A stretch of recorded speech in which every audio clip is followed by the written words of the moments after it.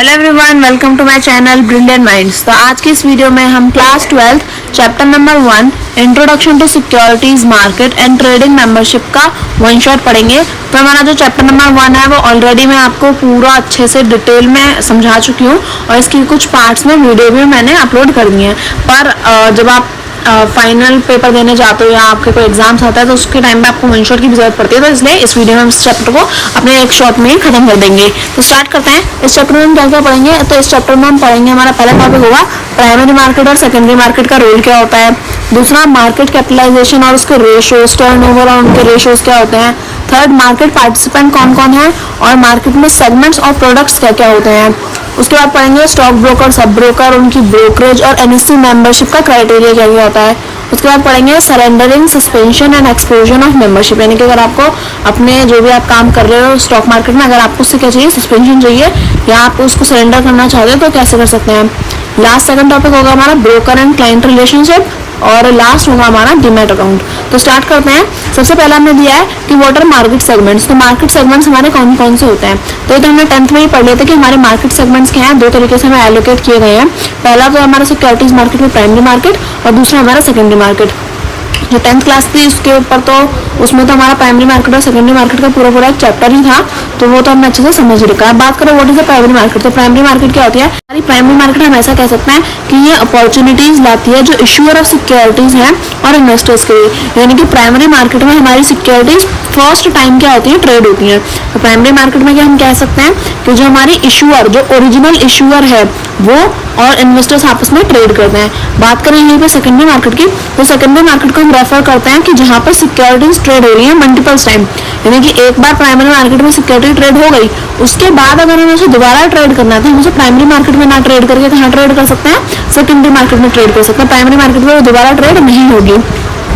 तो secondary market में आपस में इन्वेस्टर आपस में क्या करता है, ट्रेड करते हैं। तो इस तरह से समझ में आएगा। सेकेंडरी मार्केट को हम 3 जगह पे ट्रेड कर सकते हैं और हमारे 2 मीडियम है जिसमें हम ट्रेड कर सकते हैं। एक ओवर द काउंटर, दूसरा हमारा एक्सचेंज ट्रेड मार्केट। यानी कि हम अपना जो स्टॉक एक्सचेंज है उसमें भी हम ट्रेड कर सकते हैं सेकेंडरी मार्केट में, और सेकेंडरी मार्केट की सिक्योरिटीज को हम ओवर द काउंटर यानी कि एक नॉन वेरीफाइड एक्सचेंज पर भी ट्रेड कर सकते हैं। आगे बात करें what are the key indicators of security market. तो उसका पहला सब टॉपिक क्या, व्हाट इज इंडेक्स। इंडेक्स क्या होता है। इंडेक्स क्या होता है, तो हम ऐसा कह सकते हैं कि इंडेक्स हमें इंफॉर्मेशन प्रोवाइड करता है ओवरऑल मार्केट मूवमेंट की। जैसा मैंने पहले भी आप लोगों को समझा रखा है कि इंडेक्स क्या है। तो इंडेक्स जैसा हमारी कॉपी के आगे एक फ्रंट पेज होता है जिसको हम देख के समझ सकते हैं इस कॉपी में, इस बुक में टोटल कितने चैप्टर्स हैं, कौन किस पेज से शुरू हो रहा है, किस पेज पे एंड हो रहा है हमारा चैप्टर। तो बिल्कुल उसी तरह जो सिक्योरिटी मार्केट का इंडेक्स होता है वो क्या शो करता है कि इस इंडेक्स में कितनी सिक्योरिटीज हैं, कौन सी सिक्योरिटीज का मैक्सिमम प्राइस, मिनिमम प्राइस चल रहा है, ओवरऑल मार्केट डाउनफॉल में है या राइज हो रही है। तो इस तरह से इंडेक्स क्या करता है, हमें इन्फॉर्मेशन प्रोवाइड करता है हमें प्राइस मूवमेंट की। कोई भी प्रोडक्ट हमारा फाइनेंशियल असेट जो भी हमारे उस इंडेक्स में है तो उसके बारे में बताता है कि उसका प्राइस किस तरह से चल रहा है। आगे बात करें व्हाट इज मार्केट कैपिटलाइजेशन। तो मार्केट कैपिटलाइजेशन क्या होती है। तो market capitalisation is defined as value of all listed share of a country's exchange. यानी कि हम ऐसा कह सकते हैं कि जो भी हमारे मार्केट में जितने भी हमारे स्टॉक्स हैं जिनकी जो भी एक वैल्यू डिफाइन करी गई है तो उसकी वैल्यू, यानी कि अगर हमारा क्लोजिंग प्राइस ऑफ शेयर है, एक शेयर है जैसे मान लो उसका क्लोजिंग प्राइस क्या है 1000 रुपए का, और नंबर ऑफ आउटस्टैंडिंग शेयर्स क्या है कि एक कंपनी है जिसके पास एक शेयर उसका कितने रुपए का, 1000 रुपए का शेयर है, और ऐसे उसके पास में कितने शेयर्स है, मान लो 100 शेयर्स है। तो अगर हमें मार्केट कैपिटलाइजेशन निकालनी है उस कंपनी की, टोटल वैल्यू निकालनी है, तो हम 1000 रुपए के शेयर को टोटल नंबर ऑफ शेयर से मल्टीप्लाई कर देंगे। यानी कि 1000 एक शेयर का प्राइस 1000 रुपए और टोटल नंबर ऑफ शेयर्स 100 है, तो 100 इंटू 1000 कर देंगे तो 1 लाख रुपए आ जाएगा। तो मार्केट कैपिटलाइजेशन क्या हो गई, 1 लाख रुपए। तो इस तरह से हम किसी कंपनी की वैल्यू निकालते हैं। अब मार्केट कैपिटलाइजेशन रेशियो क्या होता है, ये अलग है। रेशियो वाली चीज अलग है, मार्केट कैपिटलाइजेशन अलग है। तो रेशियो क्या डिफाइन करता है, रेशियो डिफाइन कर रहा है कि हमारी ओवरऑल जो स्टॉक मार्केट है उसकी जो टोटल मार्केट कैपिटलाइजेशन है, हमारे मार्केट कैपिटलाइजेशन ऑफ स्टॉक, वो जो स्टॉक की वैल्यू हो गई उसको अगर हम डिवाइड करते हैं अपनी जीडीपी से तो क्या पता चल जाएगा, हमें मार्केट कैपिटलाइजेशन रेशियो पता चल जाएगा। हमें स्टॉक मार्केट का कितना बड़ा साइज है ये हमें पता चल जाएगा। तो यानी कि आपकी जो जीडीपी है टोटल उसको डिवाइड कर दो स्टॉक मार्केट के कैपिटलाइजेशन से तो आपकी वैल्यू आ जाएगी मार्केट कैपिटलाइजेशन रेशियो। टर्नओवर क्या होता है, turnover for a share is computed by multiplying the trade quantity with the price at which the trade takes place.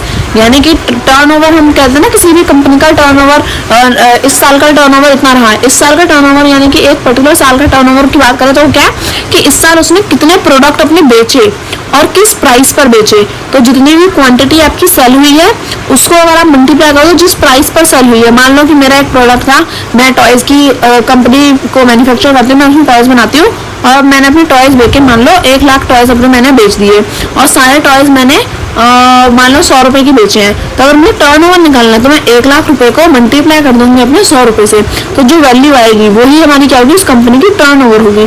और टर्नओवर रेशो, ये टर्नओवर रेशो अलग होता है। टर्नओवर रेशो क्या होता है कि जो हमारा टोटल एक्सचेंज का टर्नओवर है, पूरी की पूरी एक्सचेंज, स्टॉक एक्सचेंज है, उसका जो टर्नओवर है अगर आप उसे डिवाइड कर दो मार्केट कैपिटलाइजेशन एट एक्सचेंज, यानी कि जो मार्केट कैपिटलाइजेशन एक्सचेंज की है उससे डिवाइड कर दो टोटल टर्नओवर को, तो आपको टर्नओवर रेशो मिल जाएगा।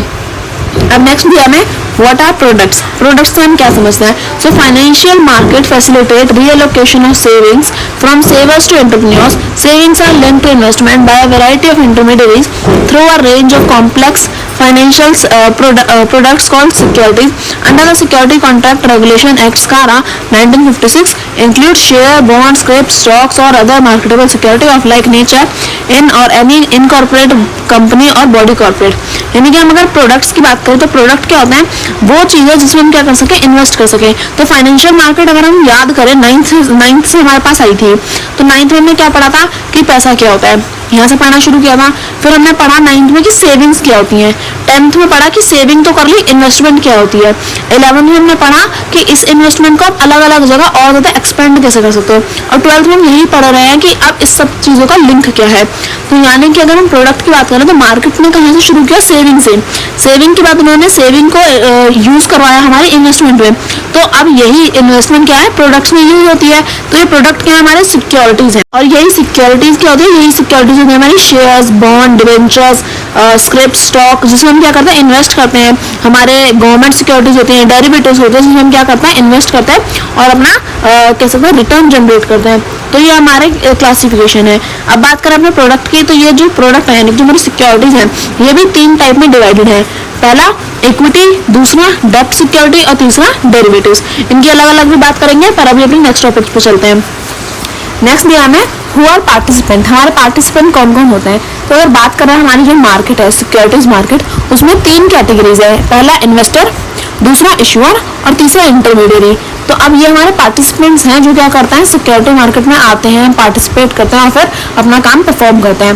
तो अब ये सारे जो हैं हमारे ये पार्टिसिपेंट कौन इन्हें रेगुलेट कौन करता है? क्या पता कोई तफरी मचा रहा है, कोई फरेब कर रहा है, कोई फ्रॉड कर रहा है एक दूसरे के साथ, तो इन सबको रेगुलेट करना है। यानी पार्टिसिपेंट्स को रेगुलेट करने का काम किसका होता है? Security and exchange board of India यानी कि सभी का होता है। रिजर्व बैंक ऑफ इंडिया का होता है, मिनिस्ट्री ऑफ कॉर्पोरेट अफेयर्स का होता है, डिपार्टमेंट ऑफ इकोनॉमिक अफेयर्स। ये 10th क्लास में था कि कौन कौन रेगुलेटर्स होते हैं। तो पार्टिसिपेंट्स को रेगुलेट करने का काम इन चारों अथॉरिटीज का होता है। अब बात करें मार्केट के जो पार्टिसिपेंट्स हैं वो 3 टाइप में क्लासिफाइड हैं। पहला इन्वेस्टर, दूसरा इशुअर और तीसरा इंटरमीडियरी। इन्वेस्टर हमारे 3 टाइप के होते हैं। पहला दिया है इंडिविजुअल इन्वेस्टर, दूसरा दिया है कॉर्पोरेट इन्वेस्टर, तीसरा दिया है फॉरेन वेंचर कैपिटल इन्वेस्टर और FIIs।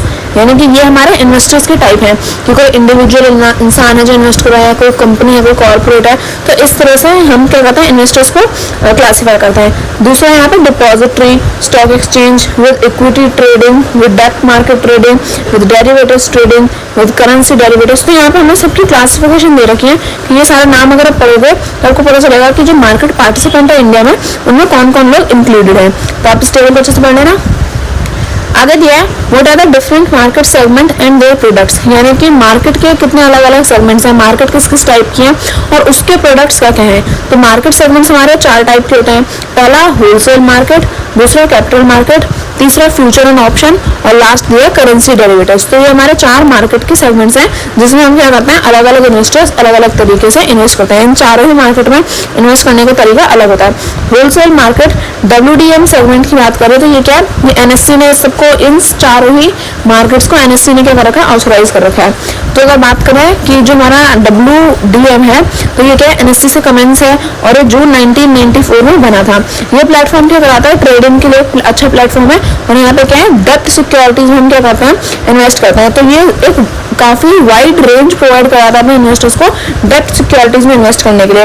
तो वो state securities, central securities, government securities हो सकती हैं। तो यहाँ पे क्या होता है, डेब्ट सिक्योरिटीज में इन्वेस्ट किया जाता है। तो होलसेल डेब्ट मार्केट यानी कि डेब्ट सिक्योरिटीज में आप इन्वेस्ट करोगे। अगर बात करें जैसे डिवेंचर में जब इन्वेस्ट करना होता है तो हम WDM का यूज करते हैं।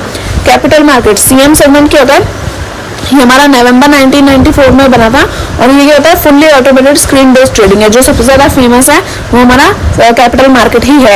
यानी इसमें क्या होता है, आप ऑनलाइन क्या करते हो, अपना कोई भी प्लेटफॉर्म खोल लेते स्टॉक एक्सचेंज का, चाहे आप किसी ऐप के थ्रू खोलो या NSE के थ्रू खोलो, तो कैसे भी, तो आप क्या करते हो उसमें अपना स्क्रीन बेस्ड ट्रेडिंग यानी कि ऑनलाइन सिस्टम है उसमें अपना खोलते हो और फिर उसके बाद क्या करते हो, जो नेशनल एक्सचेंज है उसमें जो हमें automated trading system, NEAT system जो प्रोवाइड किया है उसमें आप अपने सिक्योरिटीज में इन्वेस्ट करोगे। जैसे कि इक्विटी शेयर्स में इन्वेस्ट करना, डिवेंचर्स में इन्वेस्ट करना, वारंट्स में इन्वेस्ट करना, आप बॉन्ड्स में इन्वेस्ट करो, तो ये सब तो कैपिटल मार्केट में आता है। फ्यूचर एंड ऑप्शंस क्या है हमारा, फ्यूचर एंड ऑप्शंस हमारे डेरिवेटिव्स होते हैं जिसमें हम क्या करते हैं, इंडेक्स में, फ्यूचर इंडेक्स में, फ्यूचर ऑप्शंस में, स्टॉक ऑप्शन, स्टॉक फ्यूचर्स में इन्वेस्ट करते हैं। और ये हमारा कब बना था, ये हमारा जून 2000 में बना था।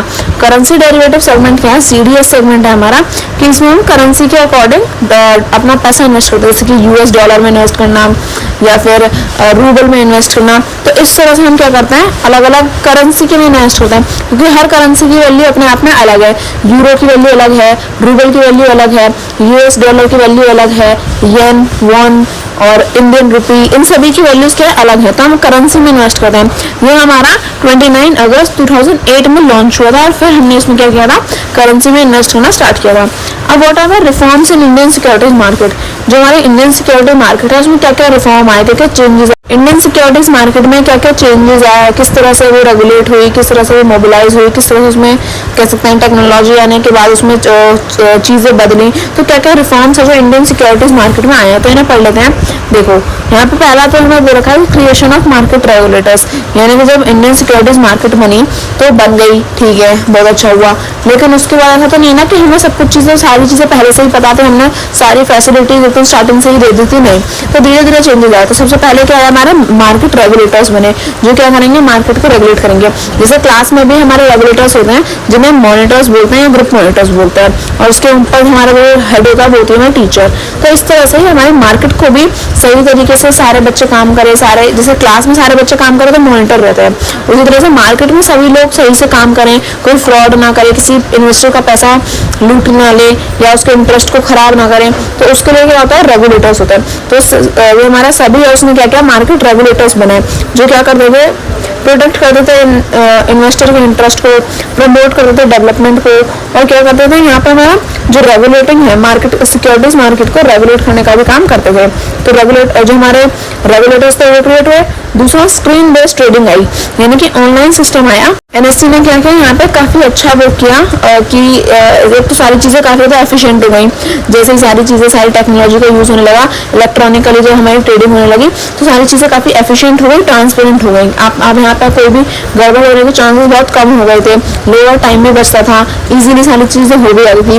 तो स्क्रीन बेस्ड ट्रेडिंग से क्या हुआ, लिक्विडिटी, एफिशिएंसी, ट्रांसपेरेंसी, ये सारी चीजें नेशन वाइड क्या हो गई, इजीली अवेलेबल हो गई, और कोई कहीं से भी बैठ के कर सकता था विदाउट एनी प्रॉब्लम, वो ट्रेड करना स्टार्ट कर सकता था। उसके बाद क्या हुआ, रिडक्शन ऑफ ट्रेडिंग साइकिल। पहले क्या होता था, अगर आपकी ट्रेड हो गई तो आपको 14 से 30 दिन तक आपको पूरा सिस्टम रहेगा कि हाँ 14 से 30 दिन के बीच में आपकी सिक्योरिटीज आएंगी, अगर आपने पैसे दिए हैं तो आपको पैसे मिलेंगे, या आपको किसी को पैसे भेजने हैं तो आपके पैसे जाएंगे इतने टाइम में। तो ये सब काफी लफड़ा रहता था कि 14 दिन लग रहे हैं, 14 से 30 दिन के बीच में टाइम लग रहा है, पता नहीं पहुंचे या नहीं पहुंचे, तो ये सब दिक्कत थी, इसमें काफी ज्यादा डिले होता था। तो क्या किया, जो ट्रेडिंग साइकिल थी उसको काफी ज्यादा रिड्यूस किया गया। पहले T+5 डे किया गया, फिर T+3 और फिर T+2 टाइम की साइकिल स्टार्ट की गई। यानी कि पहले तो 14 से 30 दिन लगते थे, फिर उन्होंने क्या किया कि इतना लेट नहीं करेंगे, हम क्या करेंगे, जो भी ट्रेड हुई है उसके 5 दिन बाद हम क्या कर देंगे, सिक्योरिटीज को एक्सचेंज कर देंगे। फिर उन्होंने चेंज किया, 5 दिन से इन्होंने क्या किया, T+5 से चेंज करने के बाद T+3 आया, और फिर उसके बाद उसे चेंज करने के बाद T+2 आया, जो अभी यही चल रहा है कि जब भी आप ट्रेड करते हो उसके 2 दिन के बाद में आपकी जो भी, अगर आपको पैसे मिलने होते हैं तो आपके पैसे ट्रांसफर हो जाते हैं, अगर आपको पैसे किसी को देने होते हैं तो वो भी आपको ट्रांसफर हो जाता है। तो ये काफी ज्यादा जो ट्रेडिंग साइकिल थी वो रिड्यूस की गई। उसके बाद equity derivative trading I. Equity derivative trading क्या है, यहाँ पे इक्विटी डेरिवेटिव मार्केट्स क्या थी? इक्विटी डेरिवेटिव मार्केट की जब मार्केट के पार्टिसिपेंट क्या करना चाहता है, अपने रिस्क को बेहतर तरीके से मैनेज करना चाहता है, क्योंकि जब इक्विटीज में इन्वेस्ट करता है तो उसमें प्रॉफिट तो हमें सबसे ज़्यादा होता है, पर अगर लॉस हो जाए तो वो भी एक काफ़ी बड़ी दिक्कत है, क्योंकि इक्विटीज़ में रिस्क काफ़ी हाई रहता है। तो जब भी हमारे इन्वेस्टर्स को, जो हमारे मार्केट पार्टिसिपेंट है, उनको क्या करना था, रिस्क को मैनेज करना था, तो वो क्या करते थे, इक्विटी डेरिवेटिव्स में इन्वेस्ट करते थे, क्योंकि यहाँ पे हेजिंग और स्पेकुलेशन और आर्बिट्रेज का क्या रहता था, ऑप्शन रहता था। तो उसकी वजह से वो क्या करते थे, जो हमारे इंडेक्स फ्यूचर है, इंडेक्स ऑप्शन है, उसमें इन्वेस्ट करना प्रेफर करते थे। डीम्यूचुअलाइजेशन क्या होता है? तो डीम्यूचुअलाइजेशन हमारा एक मेथड है, एक प्रोसेस है, जिसमें क्या होता है कि स्टॉक एक्सचेंज में own, control and manage by the broker. पहले क्या था कि जो भी स्टॉक ब्रोकर है और हमने कोई स्टॉक खरीदा, कोई किसी सिक्योरिटी में इन्वेस्ट किया, तो उसको ओन करने का काम, कंट्रोल करने का काम और मैनेज करने का काम, यानी कि जो उसके राइट होते थे वो हमारे ब्रोकर के पास होते थे। तो उससे क्या होगा कि अगर सारी की सारी पावर आप किसी एक इंसान को दे दोगे तो उसका मिसयूज भी कर सकता है। तो इसलिए डीम्यूचुअलाइजेशन किया गया, यानी कि आपकी ओनरशिप, उस स्टॉक की ओनरशिप, उसकी मैनेजमेंट और जो भी ट्रेडिंग थी, यानी कि ट्रेडिंग राइट्स जो थे, वो तीनों ही चीज़ें अलग अलग करके अलग अलग ग्रुप ऑफ अलग अलग सेट ऑफ पीपल को दे दी गई। तो उससे क्या हुआ, ये सारी पावर जो थी वो 3 लोगों में डिवाइड हो गई, जिसकी वजह से मिसयूज होने के चांसेस बहुत ज़्यादा कम हो गए। तो डीम्यूचुअलाइजेशन सेटअप की गई। उसके बाद जो हमारा रिफॉर्म आया वो था हमारा डीमेटेरियलाइजेशन। डीमेटेरियलाइजेशन क्या था कि अब जैसे सारी चीज़ें क्या थी, पहले तो इतनी ज़्यादा इलेक्ट्रॉनिक फॉर्म में सारी चीज़ें चलती नहीं थी। पहले क्या रहता था, फिजिकल मूवमेंट ज़्यादा रहती थी, पेपर बेस्ड सिक्योरिटीज ज़्यादा थी, कि आप एक ओरिजिनल हार्ड कॉपी लेकर क्या कर रहे हो, इधर से उधर जा रहे हो। सिक्योरिटीज जो हमारी पहले क्या होती थी, पेपर बेस्ड रहती थी, तो उन्हें फिजिकली हमें उन्हें ट्रांसफर करना पड़ता था। अगर हमें सिक्योरिटीज सेल करनी है तो हम सिक्योरिटीज कहीं पर डिलीवर करनी पड़ती थी, हार्ड कॉपी को हमें डिलीवर करवाना पड़ता था। तो उसमें रिस्क रहता था कि वो फट गई, वो खो गई, वो सही तरीके से पहुंची नहीं, तो बैड डिलीवरी और ये सब इन चीज़ों का डर रहता था, वो फेक तो नहीं है, ओरिजिनल कॉपी आई हुई है या नहीं, तो ये सब प्रॉब्लम थी।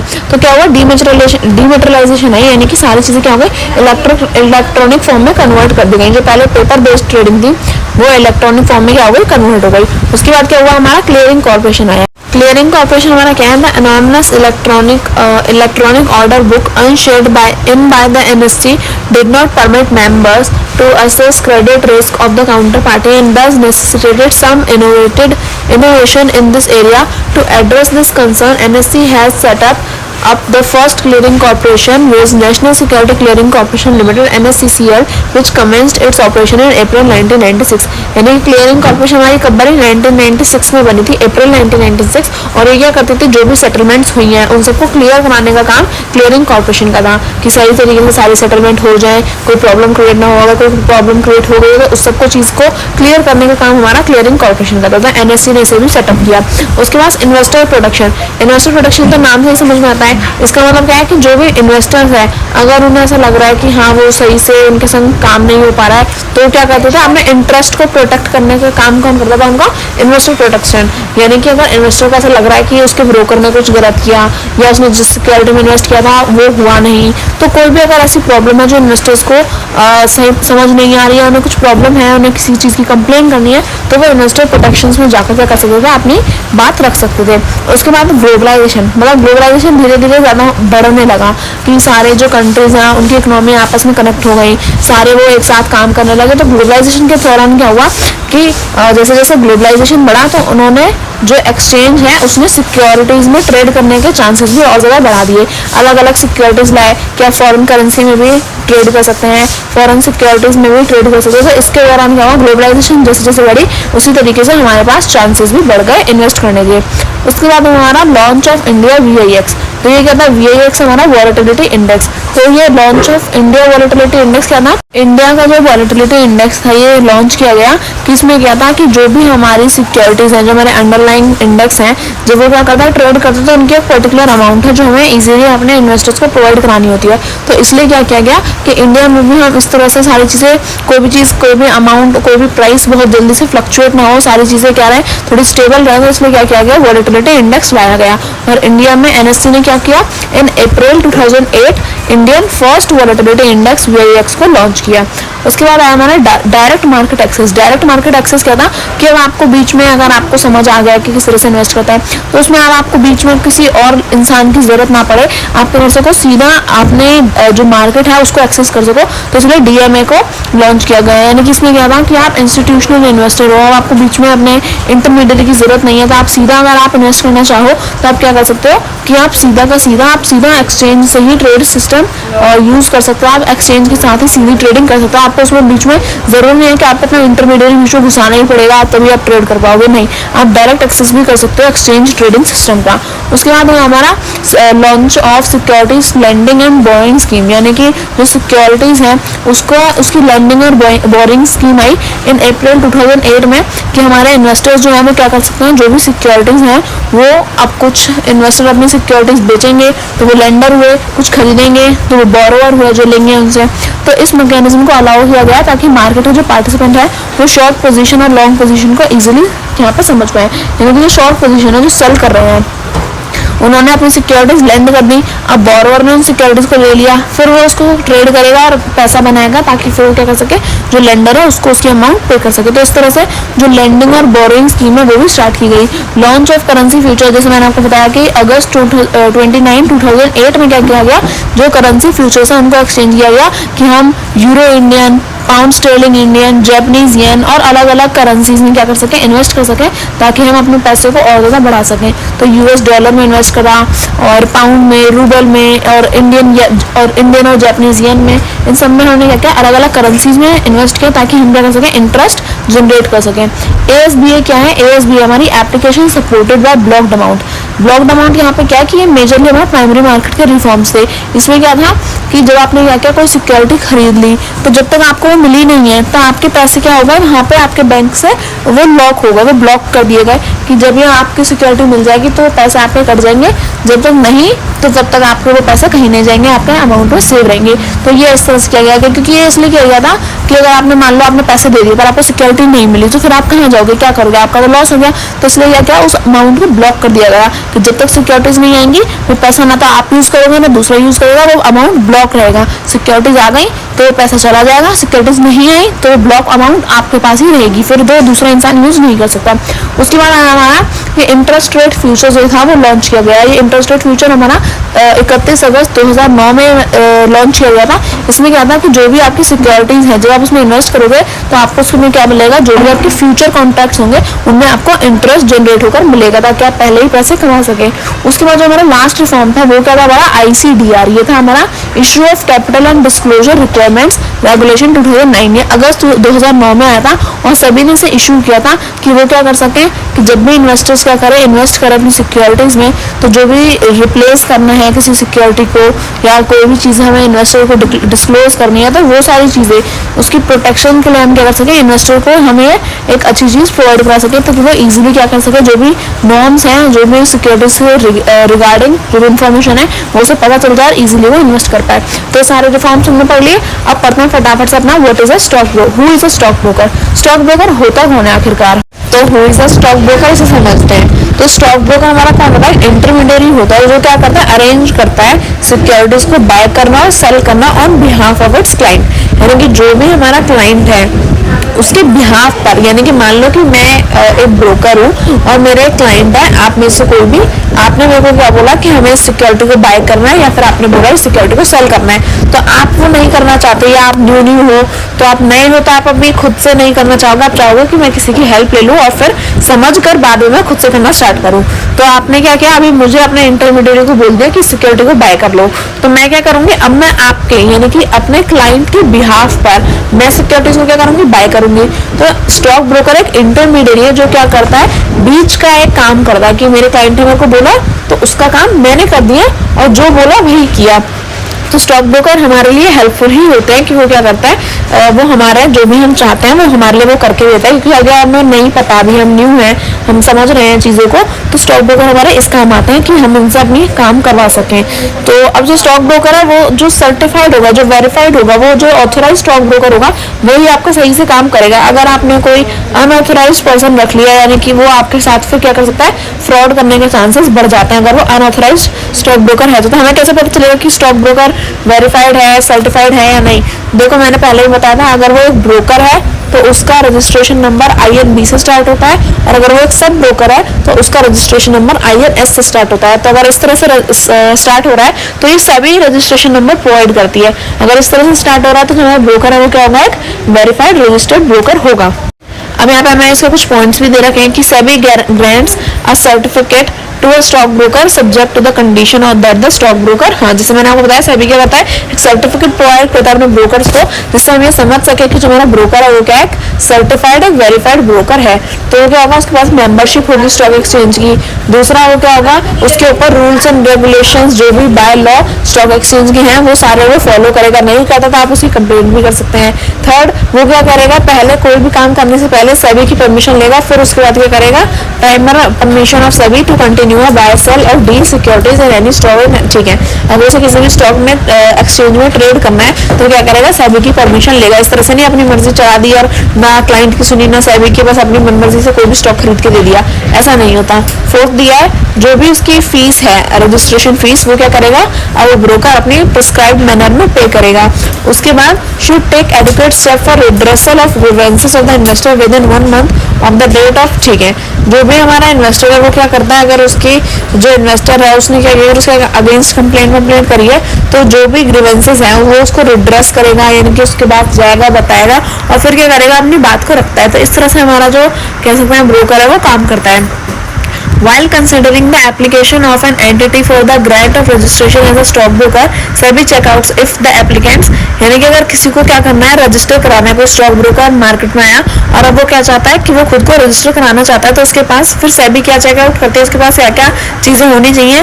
पहला होना चाहिए कि वो एलिजिबल होना चाहिए स्टॉक मार्केट में ट्रेड करने के लिए।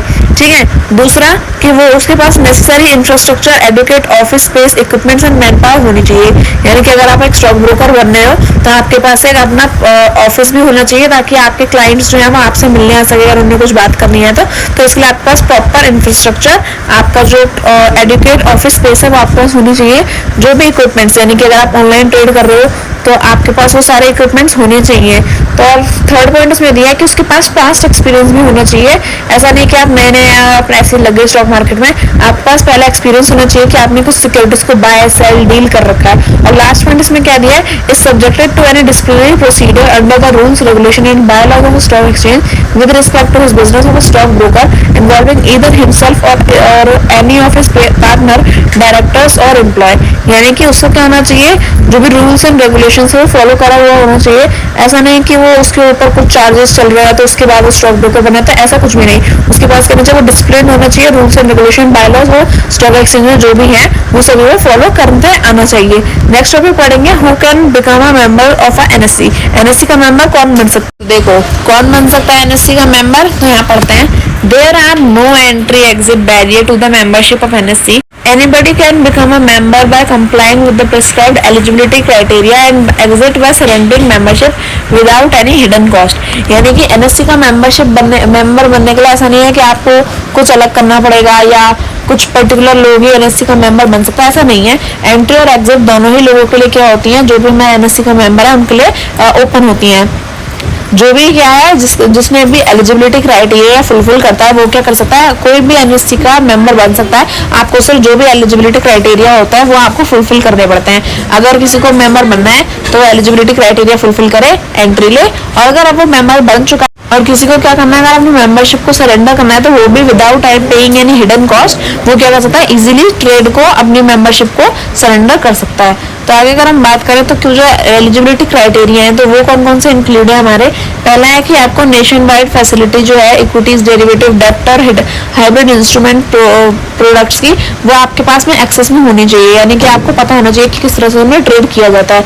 दूसरा, ability to provide fair, efficient and transparent security market to the investor, यानी कि ऐसा नहीं कि आप हमें यहाँ पे पहले तो मेंबर बन जाओगे फिर फ्रॉड करने बैठ जाओगे, नहीं, आपको फेयर तरीके से, एफिशिएंट तरीके से सारी चीजें अपने इन्वेस्टर को डिस्क्लोज करके, ट्रांसपेरेंसी रख करके क्या करना होता है, अपने इन्वेस्ट करवाना होता है अपने इन्वेस्टर के साथ मिलकर।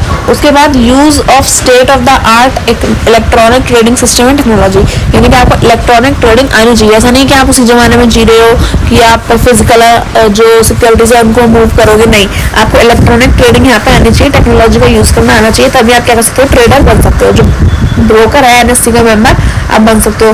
Fourth point, they are dealing with an organisation which follow strict standard है for trading and settlement at par with those available at the top international boards and constantly strives to move towards the global market place in the securities industry, यानी कि हम ऐसा कह सकते हैं कि जो हमारे ब्रोकर्स होता है उनको क्या आना चाहिए, ऑर्गेनाइजेशन के साथ डील करना आना चाहिए, जो ऑर्गेनाइजेशन काफी ज्यादा स्ट्रिक्ट है, अपने रूल्स को बहुत अच्छे से फॉलो करती है, तो उन सभी ऑर्गेनाइजेशन के साथ ब्रोकर को डील करना आना चाहिए ताकि वो क्या कर सके, अपनी सिक्योरिटीज को जो है वो ट्रेड करवा सके इजीली। अब जो हमारा न्यू मेंबर होता है, जब वो क्या करेगा, हमारा न्यू मेंबर होता है जो क्या करता है, एनएससी का न्यू मेंबर बनने वाला, तो उसके लिए the person eligible to become trading member of exchanger, अब जो मेंबर बनना चाहता है तो उसके एलिजिबिलिटी क्राइटेरियाज क्या क्या होता है, ये तो हमने समझ लिया कि उसको क्या क्या होना चाहिए उसके पास में और किस तरह से जो ट्रेड करना है। अब जो उसके एलिजिबिलिटी क्राइटेरियाज हैं तो वो क्या है कि पहला तो एक इंडिविजुअल होना चाहिए, ऐसा नहीं कि आप एआई के थ्रू कुछ बना करके किसी को भी रिप्रेजेंट कर दोगे कंप्यूटर के सामने,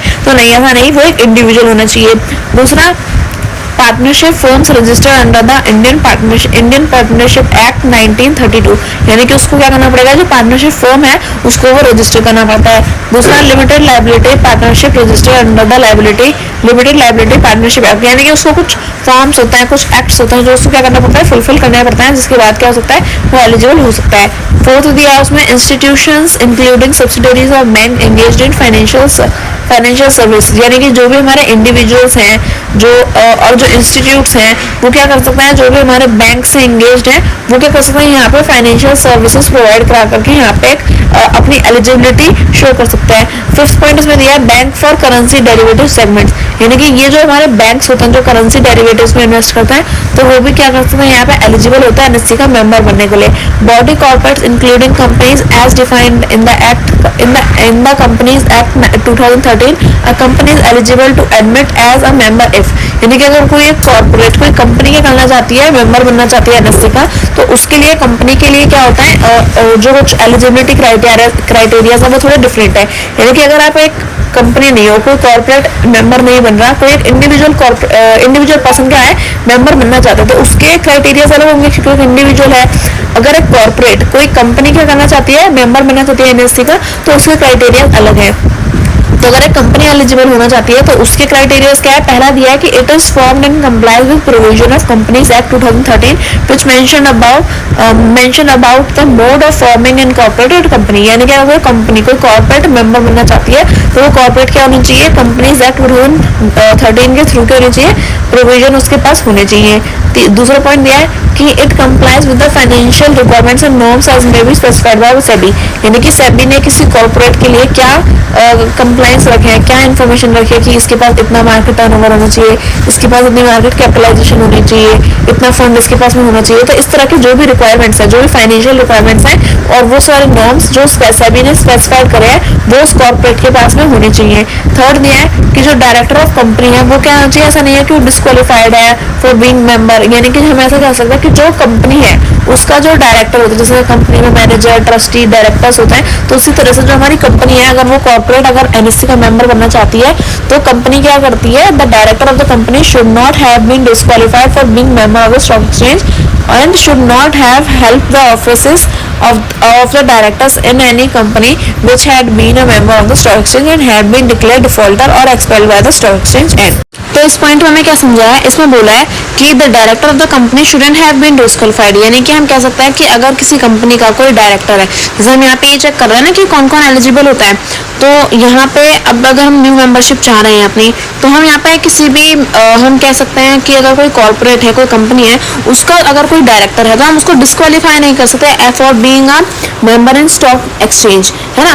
बट अगर ऐसा ना हो कि वो जो स्टॉक एक्सचेंज का मेंबर बनना चाहता है वो क्या कर दे, पहले से ही अगर वो स्टॉक एक्सचेंज का मेंबर बना और वो उस कॉर्पोरेट को, उस कंपनी को क्या कर रहा है, सारी चीज़ें पहले से ही आगे से आगे बता करके रख रहा है, तो ऐसा नहीं होना चाहिए। अगर वो डिफॉल्टर पाया गया तो फिर उसे परेशानी मिलती है। And such other person or entities may be permitted from time to time by RBI SEBI under the security. हाँ, जैसे कि ये पॉइंट 3rd और 4th आपस में कनेक्टेड है कि हम किसी डायरेक्टर ऑफ कंपनी को इस तरह से मना नहीं कर सकते, डिस्क्वालीफाई नहीं कर सकते for being the member of stock exchange. पर अगर क्या हो, अगर वो इस तरह से डिफॉल्ट डिक्लेयर करता रहेगा तो भी दिक्कत है। और अगर वो पर्सन क्या करेगा, अगर वो पर्सन जो, अगर ऐसा कोई इंसान क्या होता है, अगर हमारा बनता है मेंबर, तो क्या करता है, जो सेबी है वो आरबीआई के थ्रू, अपने रेगुलेटर्स के थ्रू क्या कराती रहती है, वो सारी चीज़ें चेकआउट कराती रहती है और सारे regulation, rules and regulations follow कराती है। और ध्यान रखना कि ऐसा कोई भी पर्सन, कोई भी एंटिटी इस तरह से कुछ गड़बड़ ना करे। अब मेंबरशिप फॉर डिफरेंट सेगमेंट्स। अब एनएससी में भी हमें किस तरह की मेंबरशिप चाहिए, जैसे कि मैंने कहा कि मुझे जॉब तो चाहिए, पर अब मुझे किस पोस्ट की जॉब चाहिए, तो उसी तरह हमें भी एनएससी में मेंबरशिप चाहिए, पर किस सेगमेंट में मेंबरशिप चाहिए, तो वो जो हमारे सेगमेंट्स हैं वो अलग अलग हैं। जैसे कि पहली है WDM, होलसेल डेप्ट मार्केट सेगमेंट, दूसरा कैपिटल मार्केट सेगमेंट, तीसरा कैपिटल मार्केट होलसेल डेप्ट मार्केट सेगमेंट। तो ये हमारे सेगमेंट्स होते हैं अलग अलग, जिनके नाम लिखे हुए थे सारे, तो इन सब में हमें क्या होते हैं, अलग अलग मेंबरशिप मिलती है। So capital market and future option segment, capital market future and option segment and wholesale डेप्ट market segment, currency derivative segment and without the above mention segments, ठीक है। और clearing membership of national security clearing corporation, ठीक है। आप क्या कर सकते हो, ऊपर वाले इन सभी जो सेगमेंट्स हैं इन सभी में अपनी मेंबरशिप रख सकते हो। और लास्ट का ये है कि अगर आप क्लियरिंग मेंबर बनना चाहते हो, क्लियरिंग कॉर्पोरेट के मेंबर बनना चाहते हो, तो वो भी आपको मिल सकता है। तो ये हमारे सेगमेंट थे। अब दो तरह के हमें मेंबरशिप ऑफर की जाती है, एक नॉर्मल, एक अल्फा। तो नॉर्मल वाली जो मेंबरशिप है वो क्या है, वो अनरिस्ट्रिक्टेड बिजनेस एक्सपेंशन होती है, यानी कि उसमें अगर कोई बंदा अपना क्या चाहता है, बिजनेस को एक्सपेंड करना चाहता है, तो उस पर कोई रिस्ट्रिक्शंस नहीं है कि वो एक लिमिट तक ही अपने बिजनेस को एक्सपेंड करेगा, ऐसा नहीं। नॉर्मल एक्सपेंशन में क्या होता है, नॉर्मल मेंबरशिप में आप अपने बिजनेस को जितना मन चाहें विदाउट रिस्ट्रिक्शन आप उसे एक्सपेंड कर सकते हैं। पर अल्फा में क्या होता है, for focus property trading with limited content, यानी कि यहाँ पे जो अल्फा मेंबरशिप होती है उसमें आपको लिमिट कर दिया जाता है कि आप इस पर्टिकुलर लिमिट तक ही क्या कर सकते हो, अपनी चीज़ें एक्सपेंड कर सकते हो। आगे दिए यहाँ पे ये जो हमारी नॉर्मल मेंबरशिप थी, तो वही चीज़ दिखा रखी है कि नॉर्मल मेंबरशिप में आप क्या कर सकते हो, फॉलोइंग कैटेगरीज। हमारी नॉर्मल मेंबरशिप में हमें ये कैटेगरीज मिलती हैं, जैसे टाइप ऑफ मेंबरशिप दिया है, trading membership, cum self clearing member, cum clearing member, professional clearing members, तो ये हमें दे रखी है। उसमें कैश सेगमेंट हमारा ट्रेडिंग मेंबर में और इसमें होता है सेल्फ क्लियरिंग मेंबर में। और इसी तरह से यहाँ पे हमें टेबल शो करके बता रखा है कि जो हमारे नॉर्मल मेंबरशिप है उसमें हमें क्या क्या चीज़ें अलाउड है, क्या क्या चीज़ें अलाउड नहीं है। और बात करें हमारी अल्फा मेंबरशिप का, तो अल्फा मेंबरशिप की होती है, इसमें हमारी कुछ लिमिट्स होती हैं, तो इसलिए इसमें सारे ऑप्शंस हमें ऊपर वाले की तरह नहीं दे रखे, यानी कि नॉर्मल मेंबरशिप में तो पता ज़्यादा ऑप्शंस हैं, पर अल्फा मेंबरशिप में क्या लिमिट्स हैं, तो इसलिए हमें सारे ऑप्शन अवेलेबल नहीं है हमारे लिए। हमारे पास कुछ ऑप्शन है जिसमें हम क्या कर सकते हैं, अपना सारा काम कर सकते हैं। आगे बात करें, membership can be taken for any segments individually और इन कॉम्बिनेशन, यानी कि अगर हम मेंबरशिप लेते हैं तो कोई इंडिविजुअल पर्सन भी मेंबरशिप ले सकता है इन सेगमेंट्स की, और चाहो तो आप कॉम्बिनेशंस में भी अपनी मेंबरशिप बना सकते हैं।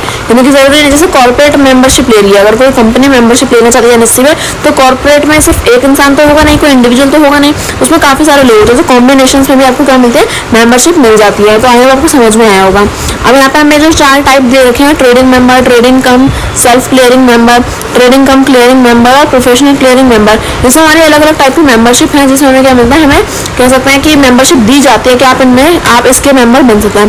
बात करें एलिजिबिलिटी क्राइटेरिया की, तो एनएससी के मेंबर अगर हम बनना चाहते हैं, तो मेंबरशिप अगर हमें चाहिए एनएससी की, तो उसके लिए एलिजिबिलिटी क्या है, जैसे अगर हमें किसी जॉब में भी अगर कोई हमें पोस्ट चाहिए, कोई प्रोफेशन अगर हम ऑप्ट कर रहे हैं, तो उसमें भी एलिजिबिलिटी क्राइटेरिया होते हैं कि आप यहाँ तक पढ़े लिखे होने चाहिए, आपके पास ये डिग्री होनी चाहिए, वो फलाना निकाल, तो वो सब। तो अगर आप एनएससी के मेंबर बन रहे हैं तो वो एलिजिबिलिटी क्राइटेरिया क्या है, तो पहला दिया है कि कुछ स्टैंडर्ड्स होते हैं एडमिशन करने के लिए, यानी कि अगर आपको एक्सचेंज में अपना मेंबरशिप चाहिए तो कुछ स्टैंडर्ड्स आपको फॉलो करने पड़ेंगे, जैसे कि in terms of corporate structure, अगर कॉर्पोरेट स्ट्रक्चर की बात करें तो आपके पास शेयर होल्डिंग पैटर्न आपका एक पर्टिकुलर होना चाहिए, कितने शेयर होल्डिंग है आपकी, कैपिटल एडिक्वेसी यानी कि आपकी पेड अप कैपिटल कितनी है, आपके पास जो वैल्यू है आपकी नेटवर्थ कहना गलत रहेगा, आपकी जो कंपनी की जो वैल्यू है वो कितनी है, कैपिटल आपके पास कितनी है, आपकी नेटवर्थ कैपिटल एडिक्वेसी से अलग होती है, ठीक है। तो और नेटवर्थ यानी कि आपकी टोटल नेटवर्थ जो आप कंपनी से कमा रहे हैं अपने बिजनेस से वो क्या है।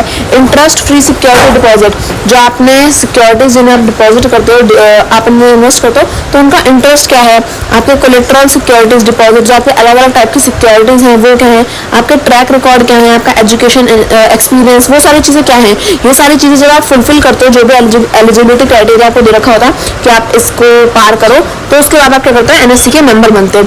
बात करें कॉर्पोरेट स्ट्रक्चर यानी कि जो हमारा ये जो चीज़ें बताएंगे ना, इसमें शेयर होल्डिंग पैटर्न क्या है। शेयर होल्डिंग पैटर्न हम ऐसा कह सकते हैं कि ये एक रिस्की कह सकते हैं कि शेयर होल्डिंग पैटर्न ऐसा होता है कि कोई भी कॉर्पोरेट, कोई भी कंपनी जो सिक्योरिटीज मार्केट में अपना एक्सचेंज कर रही है, तो वो क्या सिक्योरिटीज मार्केट में अगर हम क्या करते हैं, अगर हमें रिस्क चेक करना है, वॉलेटिलिटी चेक करनी है, तो हम क्या करते हैं, अपने शेयर्स को पैटर्न को समझते हैं कि अगर हमारे इतने शेयर्स हैं, अगर हमें थोड़ी और पैसे की जरूरत है तो हम अपने शेयर्स को डिवाइड करते हैं और इन्वेस्टर्स को देते हैं। तो इस तरह से तो शेयर होल्डिंग पैटर्न हमारा होता है कि हमारे शेयर्स किस तरह से डिस्ट्रीब्यूटेड है हमारी पब्लिक में, किस तरह से लोगों ने हमारे शेयर्स में इन्वेस्ट किया है, कितने लोग हमारे शेयर्स में इन्वेस्ट करना चाहते हैं, कितने ने बाय कर रहा है, कितने ने सेल कर रहे हैं। तो इस तरह से ये सारा जो पैटर्न हमारा होता है वो हमारा शेयर होल्डिंग पैटर्न होता है।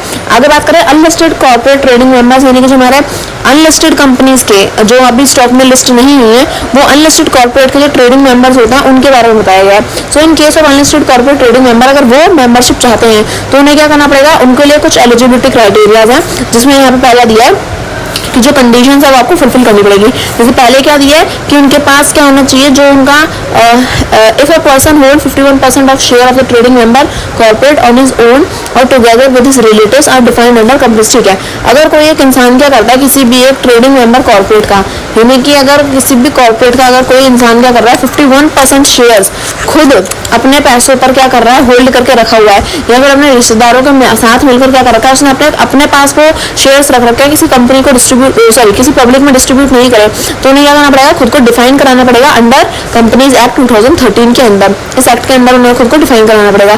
दूसरा, person falling with their definition of control under SEBI substantial acquisition of shares and take over regulation 1997। यानी कि अगर आप क्या कर रहे हो, अगर आपके पास जो भी सिक्योरिटीज हैं, जो भी शेयर्स हैं, तो उन सभी का आपको इन्फॉर्मेशन आपको सभी तक बतानी पड़ती है, यानी कि सभी को आपको बताना पड़ेगा कि कितने नंबर ऑफ शेयर्स आपके पास हैं, कितने आपने टेक ओवर करे हैं।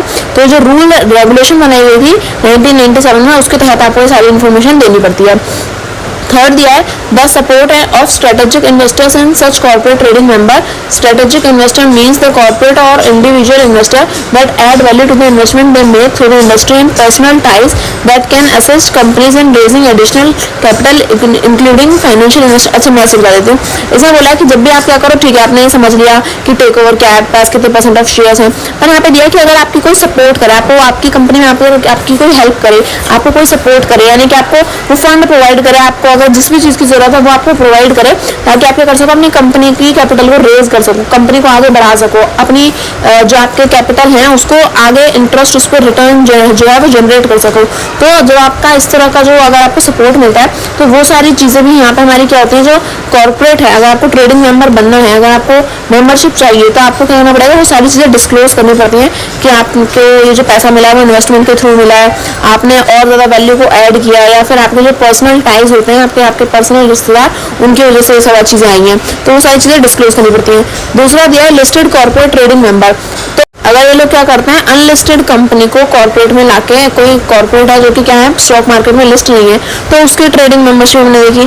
पर अगर कोई कंपनी है जो क्या है स्टॉक मार्केट में, तो उस लिस्टेड कॉर्पोरेट में हम किस तरह से अपने ट्रेडिंग मेंबर्स बनाएंगे, किस तरह से मेंबरशिप कर सकते हैं, ले सकते हैं अपने एनएससी से। तो उसको लेने के लिए क्या होता है यहाँ पे, इन केस अगर कोई लिस्टेड कॉर्पोरेट है, उसका ट्रेडिंग मेंबर हमारा बनना चाहता है, so any person identified as promoter in the offer document और in any document for offer of securities to the public or existing shareholders or in the shareholding pattern disclosed by the corporate trading member under the provision of listing agreement, whichever is later would be eligible to constitute dominant promoter group, यानी कि अगर कोई एक listed company है जो अब वो चाहते हैं कि वो ट्रेडिंग मेंबर बने, तो उसको क्या करना पड़ेगा, उस इंडिविजुअल को अपनी आइडेंटिफिकेशन देनी पड़ेगी, उसे अपना ऑफर डॉक्यूमेंट क्या करना पड़ेगा, डिपॉजिट कराना पड़ेगा, अपनी सिक्योरिटी को, अपनी जो भी है वो पब्लिक के पास में जो भी एग्जिस्टिंग सिक्योरिटीज हैं, शेयर होल्डर्स हैं, वो सारे पैटर्न आपको क्या करना पड़ेगा, डिस्क्लोज करने पड़ते हैं, बताना पड़ता है कि हाँ हम इस तरह के ट्रेडिंग मेंबर हैं, सॉरी इस तरह के कॉर्पोरेट में हम ये काम करते हैं, हमारे पास ऑफर डॉक्यूमेंट में ये है, हमारी सारी सिक्योरिटीज ये हैं। तो जो भी आपके ऑफर ऑफ सिक्योरिटीज हैं, जो भी ऑफर डॉक्यूमेंट्स हैं, वो सारे डॉक्यूमेंट्स जो भी रेलेवेंट हैं वो सारे आपको करना पड़ता है। लिस्टिंग एग्रीमेंट के दौरान आपको वो सारी चीज़ें दिखानी पड़ती है ताकि हम चेक कर सकें कि आप कितने एलिजिबल हैं और आपको हम किस तरह से प्रमोट कर सकते हैं। आगे दिया है corporate share holders to be identified as dominant share holders, यानी कि जो कॉर्पोरेट के शेयर होल्डर्स होते हैं उनको हम क्या करते हैं, ऐसा कह सकते हैं कि वो क्या होता है, डोमिनेंट शेयर होल्डर्स होते हैं। So corporate share holders is allowed to be identified as dominant share holders, ठीक है। और यहाँ पे दिया है कि जो कॉर्पोरेट किसी भी कंपनी के जो शेयर होल्डर्स होते हैं उनका हम ऐसा कह सकते हैं कि वो क्या डोमिनेटिंग होते हैं नेचर में, अपने नॉर्म्स में अप्लाई करके क्या कर सकते हैं, डोमिनेंट प्रमोटर बन सकते हैं। आगे दिया है बैंक, सेंट्रल और state government owned finance and development institutions, यानी कि ये सारे जो भी नाम लिए मैंने, बैंक, सेंट्रल या स्टेट गवर्नमेंट और फाइनेंस और डेवलपमेंट इंस्टीट्यूट्स जो होते हैं ये भी क्या करते हैं, मेंबरशिप लेते हैं एनएससी। तो जो हमारे bank, central, state government, finance और डेवलपमेंट इंस्टीट्यूशंस हैं ये भी क्या करते हैं, खुद को कभी कभार अप्लाई कर देते हैं ताकि ये क्या कर सके, एनएससी मेंबरशिप ले सके। आगे दिया है फॉरेन एंटिटीज, यानी कि जो फॉरेन एंटिटीज हैं, इस तरह से कर सकते हैं कि जो फॉरेन करेंसीज हैं, फॉरेन एक्सचेंजेस, फॉरेन मेंबरशिप हैं, तो अगर वो क्या चाहें, वो भी अगर एनएससी में पार्टिसिपेट करना चाहें, एनएससी की मेंबरशिप लेना चाहें, तो वो भी क्या कर सकते हैं, खुद को एलिजिबल क्राइटेरियाज को फुलफिल करा करके क्या कर सकते हैं, ये फॉरेन एंटिटीज भी खुद को अलाउ कराते हैं कि वो क्या कर सकें, मेंबरशिप ले सकें। आगे दिया है यहाँ पे हमें कि आगे बात करें net worth and other deposit requirements. अब जो हमारी नेटवर्थ, हम बात हुई थी ना कि एनएससी की मेंबरशिप के लिए कुछ एलिजिबिलिटी क्राइटेरिया है, जिसमें नेटवर्थ भी एक हम कह सकते हैं एक पार्ट होती है। तो नेटवर्थ किस तरह से, तो अगर किसी भी मेंबर की हम नेटवर्थ कैलकुलेट करते हैं तो उसकी टोटल हम क्या कहते हैं, जो भी उसका कैपिटल है, जो भी उसके कह सकते हैं, जो उसने रिटर्न जनरेट किए, उसने जो प्रॉफिट कमाया, उसके बाद जो उसकी रियल रिसोर्सेज थे, जो उसके असेट्स थे, उन सब की वैल्यू अगर हम टोटल करें, उसका सबमिशन करें, तो क्या होता है, हमारी जो कैपिटल निकल के आती है वो हमारी क्या होती है, नेटवर्थ होती है। और अगर बात करें तो जो हमारी नेटवर्थ है वो क्या होनी चाहिए, non allowable assets including fixed asset, pledge securities, members card, non allowable securities, unlisted security, bad deliveries. अच्छा ठीक है। Depository requirements are of two type, interest free security deposit and collateral security deposit, ठीक है। IFDS has to be liquid cash, ठीक है।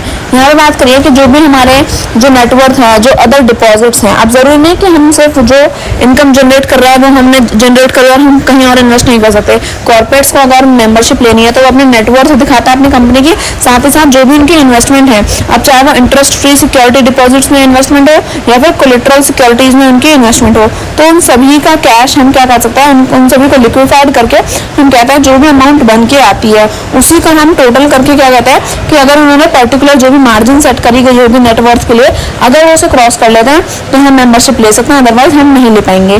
तो ये table में यहाँ पे इस तरह से एग्जाम्पल भी दिया था, आप उसे पढ़ के समझ सकते हैं।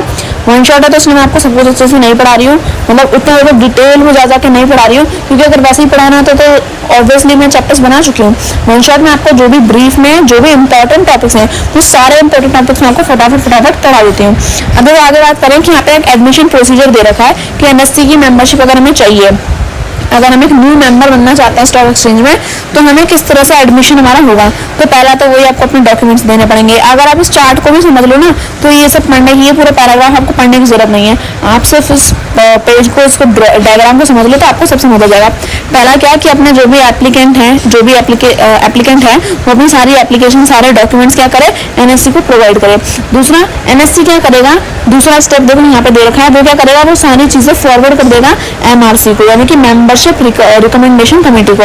अब ये मेंबरशिप रिकमेंडेशन कमेटी क्या करती है, ये फॉरवर्ड करती है आपके सारे डॉक्यूमेंट्स एमएसी को, यानी कि मेंबरशिप अप्रूवल कमेटी को, कि हाँ उनके पास हम एनएससी में जो डिपार्टमेंट था उसने आपके डॉक्यूमेंट्स भेज दिए, और उनकी जो कमेटी थी उन्होंने वो, उस कमेटी ने क्या किया, आपके अप्रूवल के लिए आगे आपके डॉक्यूमेंट, अब अगर आप अप्रूव हो गए तो वो मेंबरशिप जो है अप्रूवल है वो हम क्या करेंगे, डिपार्टमेंट को भेज देंगे। उसके बाद क्या होगा, आपको ऑफर लेटर आएगा प्रोविजनल मेंबरशिप का, तो मेंबरशिप का आपको क्या मिलता है, हम कह सकते हैं लेटर मिलता है।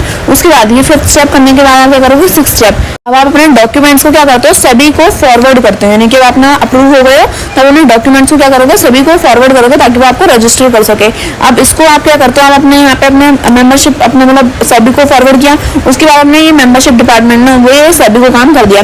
उसके बाद सभी से क्या मिलता है, आपको सर्टिफिकेट मिलता है। अब आप अप्रूव हो गए तो सभी आपको क्या करता है, सर्टिफाइड करता है। सर्टिफिकेट देने के बाद आप क्या करोगे, फॉरवर्ड सभी सर्टिफिकेट टू मेंबर, यानी कि अब क्या होगा, वो सर्टिफिकेट आप सभी सीधा आपको नहीं भेजता, वो सर्टिफिकेट सभी जो क्या करता है, वो मेंबरशिप डिपार्टमेंट को भेजता है। आप अपने सारे डॉक्यूमेंट क्या कर देते हैं, सबमिट कर देते हैं। उसके बाद लास्ट आपका स्टेप क्या होता है कि जो भी मेंबर्स इनेबल हुए हैं वो क्या करता है, फिर ट्रेडिंग सिस्टम में अपना काम करना स्टार्ट कर देते हैं। तो इसी के साथ हमारा पूरा एडमिशन प्रोसीजर क्या होता है, खत्म हो जाता है। अब अपने नेक्स्ट टॉपिक की बात करें, जैसे मैंने आपको समझाया कि अगर आपने ये सारा पढ़ लिया तो आपको ये सब पढ़ने की जरूरत नहीं है, क्योंकि ये पूरा पिक्टोरियल ग्राफ में मतलब आपको बिल्कुल पिक्चराइज करके आपको सब कुछ समझा रखा है।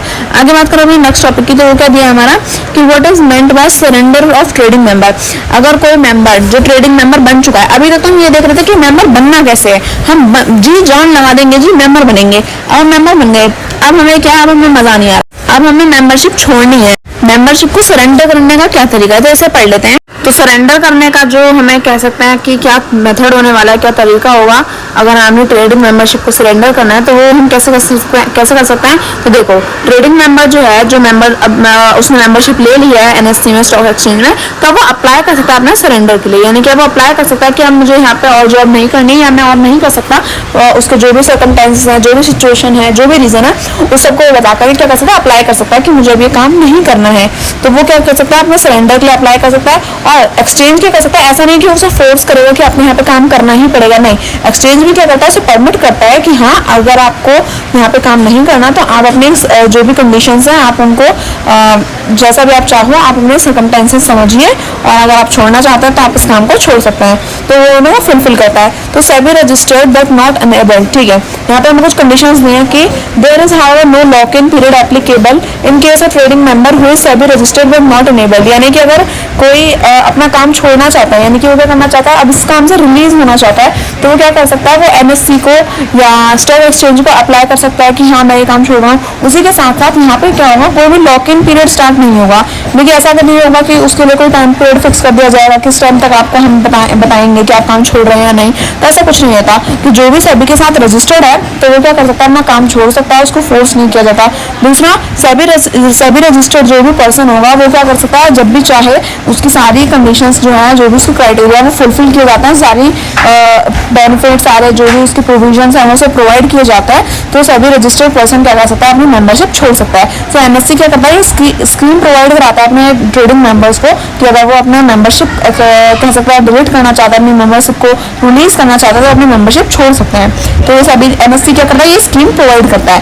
और इसमें ये आगे दिया कि जो स्कीम है उसके दौरान हमें क्या कुछ नॉर्म्स दिए हैं, कुछ हमें प्रिस्क्रिप्शंस दे रखे हैं यहाँ पे, जैसे कि डिटेल ऑफ द नॉर्म्स, जो भी प्रोसीजर्स हैं, जो भी नॉर्म्स हैं, उन सभी की सारी प्रिस्क्राइब हमें यहाँ पे इन जो नीचे पॉइंट्स में एक्सप्लेन किया गया है। पहला कि जो भी ट्रेडिंग मेंबर है वो क्या कर सकता है, a trading member desirous of surrendering its membership of exchange is required to send its request. जैसे कि जो भी मेंबर है वो अगर अपनी मेंबरशिप छोड़ना चाहता है, सरेंडर करना चाहता है, तो उसे क्या करना पड़ेगा, हमें रिक्वेस्ट रिटर्न फॉर्म में क्या करनी पड़ेगी, जो भी फॉर्मेट है उस फॉर्मेट में लिखकर अप्लाई करनी पड़ेगी। जैसे लेटर लिखने का फॉर्मेट होगा उसी तरह सरेंडर करने का भी एक फॉर्मेट होगा, उसी में आप क्या करेंगे, अपनी ये सरेंडरशिप जो है वो आप अपना लिखित में यानी कि कह सकते हैं रिटर्न में आप एप्लीकेशन अप्लाई करते हैं।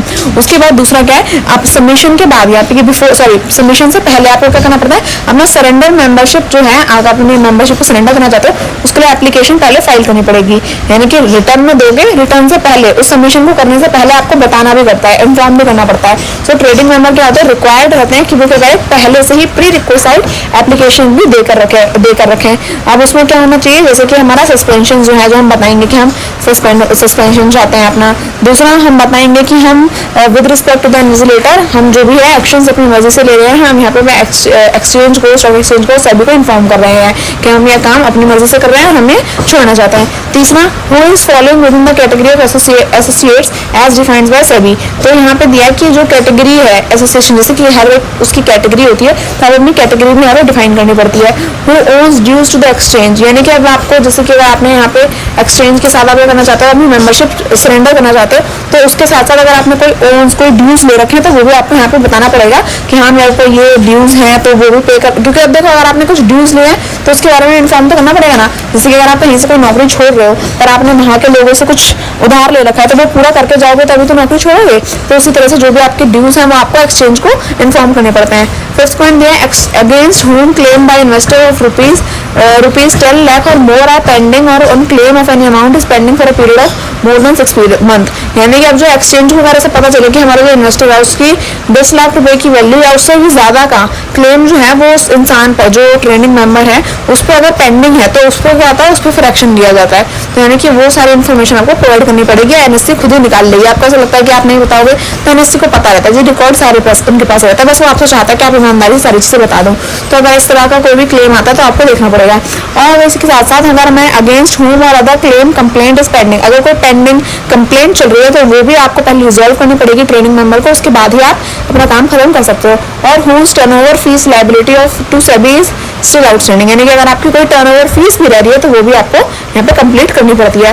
तो इसमें थर्ड पॉइंट दिया, no trading member who has surrendered trading membership with their partners, ठीक है, और dominant share holders is eligible to readmit of the trading membership. ठीक है, अगर आपने अपनी मेंबरशिप छोड़ दी, अब आपने सरेंडर कर दिया और आपको सरेंडरशिप मिल गई, तो उसके बाद आप क्या कर सकते हो, आप या आपको कोई पार्टनर, जो आप जिस अगर आप पार्टनरशिप में थे तो आप और आपका पार्टनर क्या कर सकते हो, फिर अगर आपको दोबारा से मेंबरशिप चाहिए तो आप 1 साल से पहले मेंबरशिप नहीं ले सकते। आप 1 साल से पहले एलिजिबल नहीं होगे कि आप दोबारा से एडमिट कर सको अपनी मेंबरशिप के लिए। तो 1 साल के बाद ही आप क्या कर सकते हो, 1 साल के टाइम पीरियड के बाद ही आप ये सारी चीजें अप्लाई कर सकते हो। इसमें फोर्थ पॉइंट दिया कि जो एप्लीकेंट क्या करना चाह रहा है, जो एप्लीकेंट अपना सरेंडर चाहता है तो उसे क्या करना पड़ेगा, एप्लीकेशन देनी पड़ेगी। ट्रेडिंग मेंबरशिप जो भी है, जो भी ट्रेडिंग मेंबर है उसे अपनी एप्लीकेशन देगी कि वो सरेंडर करना चाहता है। उसी के साथ साथ उसे जो भी कंडीशन है वो फुलफिल करनी पड़ेगी। अगर उन्हें कोई फॉर्म फिल करवाना तो आप वो फिल करोगे, अगर आपके अगेंस्ट कोई कंप्लेंट है, कोई ड्यूज है तो वो भी आपको पे करने पड़ेंगे। तो वो सारी चीजें आपको करनी पड़ती है। सर्टेन कंडीशन जो भी फुलफिलमेंट वो चाहते हैं सभी, तो आपको वो रजिस्टर करनी पड़ती है। फिफ्थ पॉइंट दिया इसमें, द ट्रेडिंग मेंबर जो है, जो रिक्वेस्ट कर रहा है एक्सचेंज को कि उसको सरेंडर कर दिया जाए, तो वो क्या कर सकता है, वो अपनी जो भी उसकी लीज लाइन है वो रिकवर कर सकता है और उसी के साथ साथ जो भी उसके इक्विपमेंट्स हैं वो भी क्या कर सकता है, अपने ऑफिस से ले सकता है। अब इसमें नेक्स्ट दिया है कि notice to public by way, अगर किसी मेंबर ने क्या कर दिया, अपनी मेंबरशिप छोड़ दी, तो उसके बारे में अब हमें, जैसे मैंने सुना कि 1 साल पहले मेरे साथ वाले ने क्या किया था या मेरे जान पहचान वाले ने मेंबरशिप ली थी। अब मेरे को लग रहा है कि हाँ अभी भी उसके पास मेंबरशिप है, पर उसने क्या पता छोड़ दियो, तो मुझे कैसे पता चलेगा। तो वो इन्फॉर्मेशन हमें मिलती है पब्लिक के थ्रू, यानी कि न्यूज़पेपर के थ्रू, मीडिया के थ्रू, इन्वेस्टर्स के थ्रू। तो इसके थ्रू हमें बताया भी जाता है कि जो हमारा मेंबर है उसने अपनी ट्रेडिंग मेंबरशिप छोड़ दी है। और आगे क्या दिया है कि एक लेटर भी सेंड किया जाता है सभी के थ्रू कि आपकी जो भी पेंडिंग ड्यूज हैं अगर वो रह जाती हैं तो लेटर दिया जाता है कि जी आपकी ये ड्यूज रह रही हैं तो आपको पे करनी है। और उसी के साथ साथ जो भी एक्सपायरी पीरियड होता है रिसिप्ट का, इन्वेस्टर से क्लेम करता है। उसी के साथ साथ अपनी सारी ड्यूज कंप्लीट करने के बाद, सब कुछ पूरा हो जाने के बाद हमारा जो मेंबर है उसको सरेंडरशिप मिल जाती है और उसको कह सकते हैं फिर वो कम्प्लीटली अपना मेंबरशिप को खत्म कर लेता है। तो इस तरह से आप क्या कर सकते हो, अपना सरेंडर खुद से अपनी मर्जी से क्या कर सकते हो, मेंबरशिप छोड़ सकते हो। सो what is suspension and exclusion of membership.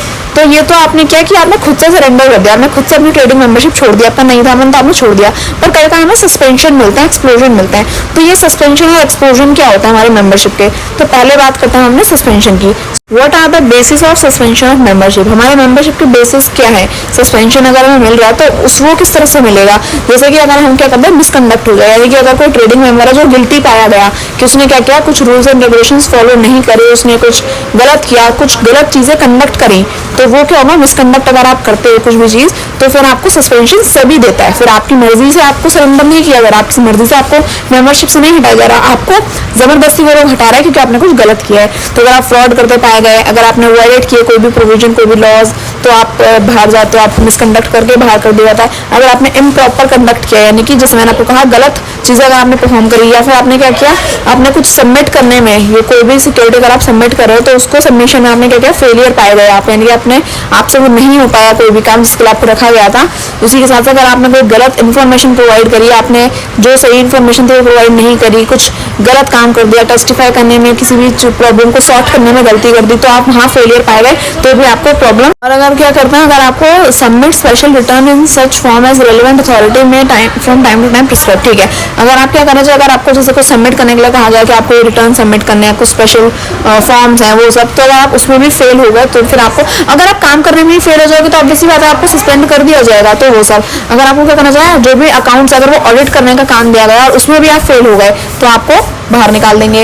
अगर आपने क्या किया, submit account with defaulter, compare और सबमिट, ठीक है। अगर आपने क्या किया, कुछ डिफॉल्ट क्रिएट कर दिया, आपको अकाउंट सबमिट करना था, कुछ कंपेयर करना था, उसमें भी आप फेल हो गए जी, तो काम ही नहीं कर पाओगे तो भाई बाहर तो जाना पड़ेगा ना आपको, फिर काम से निकाल देंगे, सस्पेंड कर देंगे। तो इस तरह से, और उसी के साथ साथ आपने कुछ फॉल्स, कुछ मिसलीडिंग रिटर्न्स जनरेट करिए, कुछ सबमिट किया जिसका एक मिसलीडिंग रिजल्ट हो सकता है, मिसलीडिंग रिटर्न्स आ सकते हैं उसके, तो भी आपको बाहर निकाल दिया जाएगा।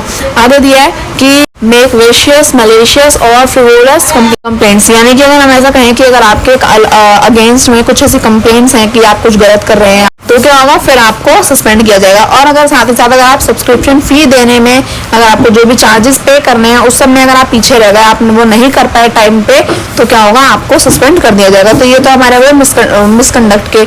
उसके साथ साथ ये अनबिजनेस लाइक कंडक्ट, यानी कि जिस तरह से आपको बिजनेस करना चाहिए था, यानी कि जिस तरह से आपको अपने प्रोफेशन को निभाना चाहिए था, उसमें अगर आप फेल हो गए, अनबिजनेस कंडक्ट अगर आप परफॉर्म करने लगे, जैसे कि जो भी डीलिंग्स हैं, ट्रांजेक्शन हैं, वो आप गलत तरीके से परफॉर्म कर रहे हो, तो आपको सस्पेंड किया जाएगा।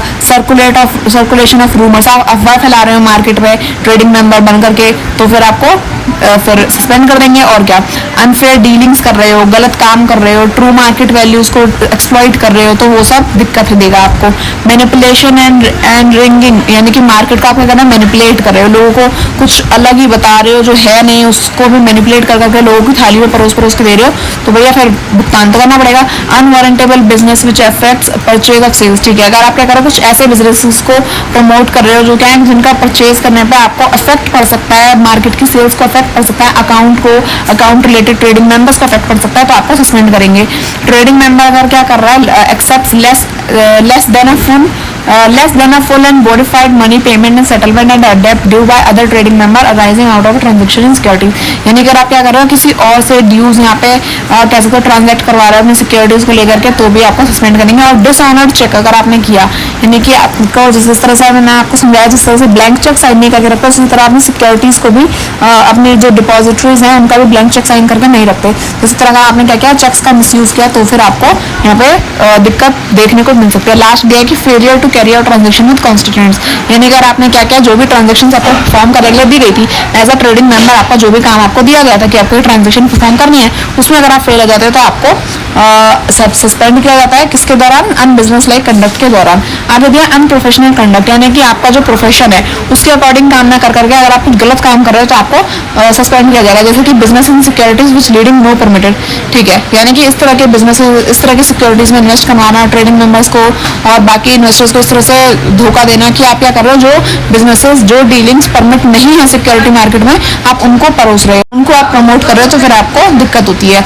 आगे दिया है कि अगर कुछ बिजनेस क्या कर रहा है, डिफॉल्ट क्रिएट कर रहा है, कुछ इस तरह के रिलेशंस सिक्योरिटी मार्केट में ला रहे हैं कि जिसकी वजह से बाकी ट्रेडिंग मेंबर्स को डिफॉल्ट की वजह से क्या करना पड़ रहा है, लॉस बेयर करना पड़ रहा है, बाकी औरों को दिक्कत हो रही है। तो अगर आप डिफॉल्टिंग कॉन्स्टिट्यूएंट्स लाते हो तो आपको क्या होता है, सस्पेंड किया जाता है। आगे दिया transact in business with insolvent without opening, अगर आप क्या करते हो, आपके जो भी बिजनेसेस हैं उसमें क्या है, इंसॉल्वेंट है, यानी कैसे कह सकता है कि आप बिजनेसेस में कुछ जो आपको ट्रांजेक्शन परफॉर्म नहीं करनी चाहिए, उसके अलावा कुछ गलत तरीके से सॉल्वेंसी ला करके आप कुछ गलत नॉर्म्स परफॉर्म कर रहे हो तो आपको सस्पेंड किया जाता है। अगर आप कुछ ऐसे बिजनेस कैरी कर रहे हो जिसकी वजह से आपको क्या मिल सकता है, कुछ ऐसे बिजनेसेस को कैरी आउट करना जो आपको दिक्कत दे, मार्केट के इन्वेस्टर्स को दिक्कत दे, आप मिसलीडिंग करो, तो उसकी वजह से आपको सस्पेंशन पीरियड आपका इंक्रीज होता है। Business with suspend, expelled and defaulter trading members, यानी कि इस तरह के बिजनेस में आप ट्रेड करवा रहे हो इन्वेस्टर्स का, जिसकी वजह से आपको क्या कर सकता है, डिफॉल्ट की आपको डिफॉल्ट होने के चांसेस आप बढ़वा रहे हो, तो वे आपको सस्पेंड कर देंगे। Business for employ of other trading members, यानी कि ऐसा बिजनेस उसमें आप लोगों का साथ दो जिसमें ट्रेडिंग मेंबर्स को मतलब ऐसा कि हम जैसे आप ट्रेडिंग मेंबर बन गए, तो ट्रेडिंग मेंबर बनने के बाद आपको कुछ चीज़ों का खबर तो लग ही जाती है। तो उस तरह से आप क्या करो, लोगों को एम्प्लॉय करो कि आप कह सकते हैं कि जैसे जो इनसाइडर ट्रेडर है उसका आप एक पार्ट बन जाए, तो फिर आपको ऑब्वियसली आपको सस्पेंड कर देते हैं। आगे दिया है कि business for an exchange employees if it makes a speculated transaction in which an employ of the exchange is directly and directly interested. यानी क्या कह सकता है कि अगर आप क्या करते हो, इस तरह की ट्रांजेक्शन परफॉर्म करो जो स्पेकुलेटिव हो, यानी कि जिसमें शक पैदा हो और इस तरह से पता चले कि आप डिफॉल्ट क्रिएट करने वाले हो डायरेक्टली या इनडायरेक्टली एक्सचेंज के साथ में, तो फिर आपको सस्पेंशन मिलती है आपकी।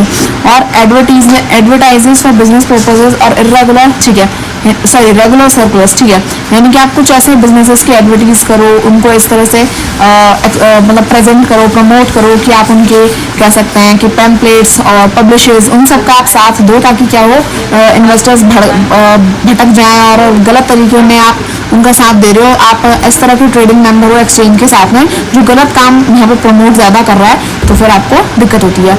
आगे literature or report for information relating to the stock market with its name attached, यानी कि अगर ऐसा कुछ पकड़ा जाता है ना, तो फिर आपको रिपोर्ट भी करते हैं। इन्वेजन ऑफ मार्जिन रिक्वायरमेंट्स, यानी कि जो भी मार्जिन है उसकी रिक्वायरमेंट्स में आप इन्वेजन करो, यानी कि आप इन्वेड करो, बीच में घुसो, तो फिर आपको वो आपका काम नहीं है, वो आपस में जो सेबी वेबी है वो रेगुलेट करके देखेंगे।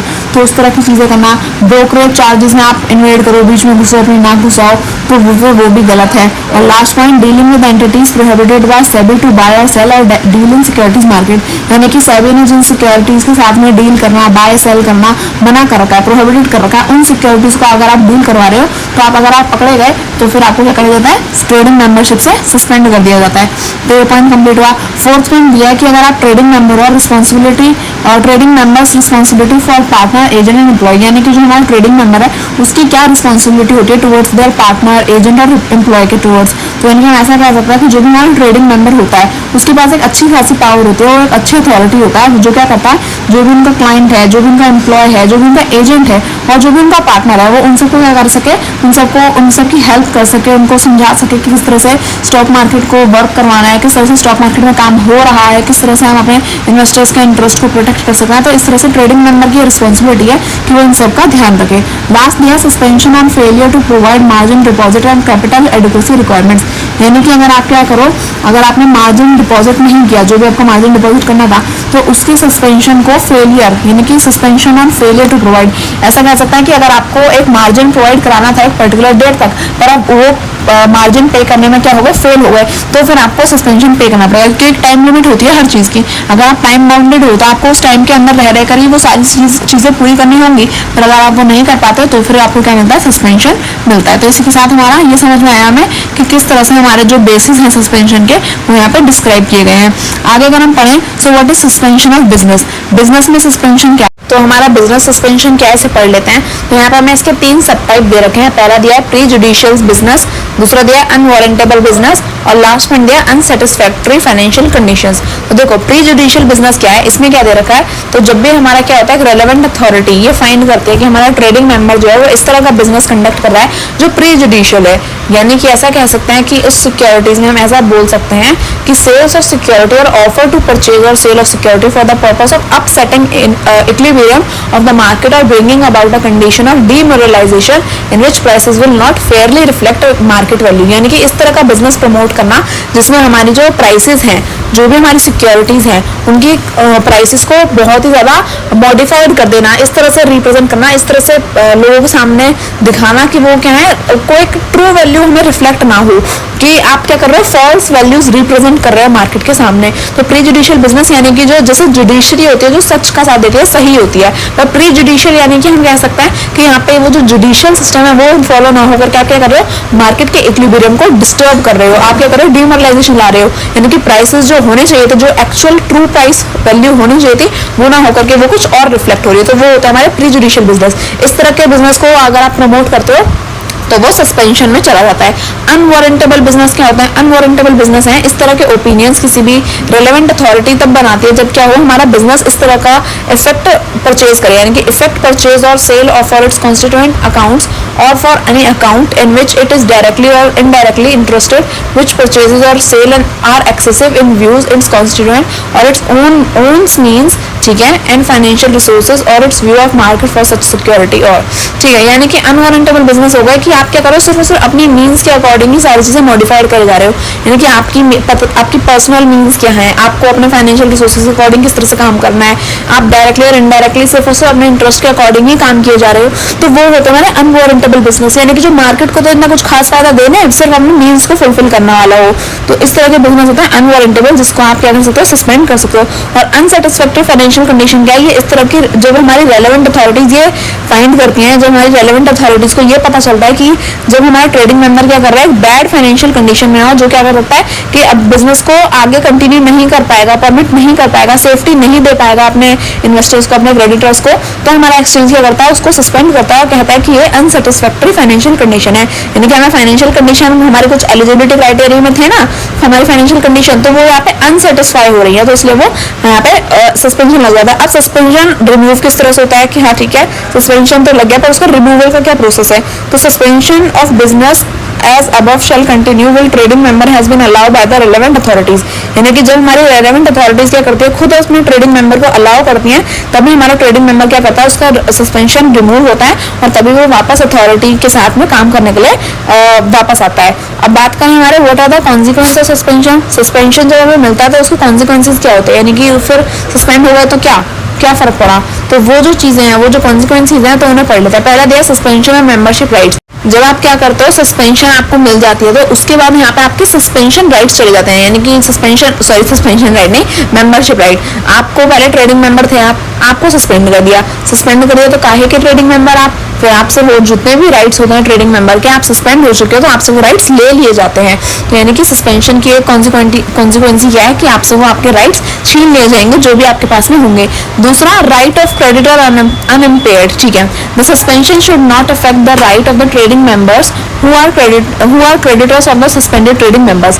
यानी कि जब हमें सस्पेंशन मिलता है तो जो भी क्रेडिटर के पास में राइट्स होते हैं, यानी कि ऐसे राइट्स जो ट्रेडिंग मेंबर अपने पास ओन करता है और फिर क्या करता है, उसको रेगुलेट करवाता है, तो वो राइट्स उसके जो होते हैं, यानी कि उस क्रेडिटर के जो राइट है वो उससे छीन लिए जाते हैं। आगे गए फुलफिलमेंट ऑफ कॉन्ट्रैक्ट्स। यानी कि अगर हमें सस्पेंड कर दिया गया तो ट्रेडिंग मेंबर है सस्पेंड हो गया, so are bound to fulfil contract outstanding at the time of its suspension. यानी कि फिर जो भी कॉन्ट्रैक्ट्स हैं वो उसे फुलफिल करने ही पड़ेंगे। यानी कि पहले तो वो सस्पेंड हो गया, तो उसके बाद जो भी हमारा टाइम टू टाइम सस्पेंशन के बाद जो भी कॉन्ट्रैक्ट्स हमें दिए जाते हैं वो हमें फुलफिल करने पड़ेंगे।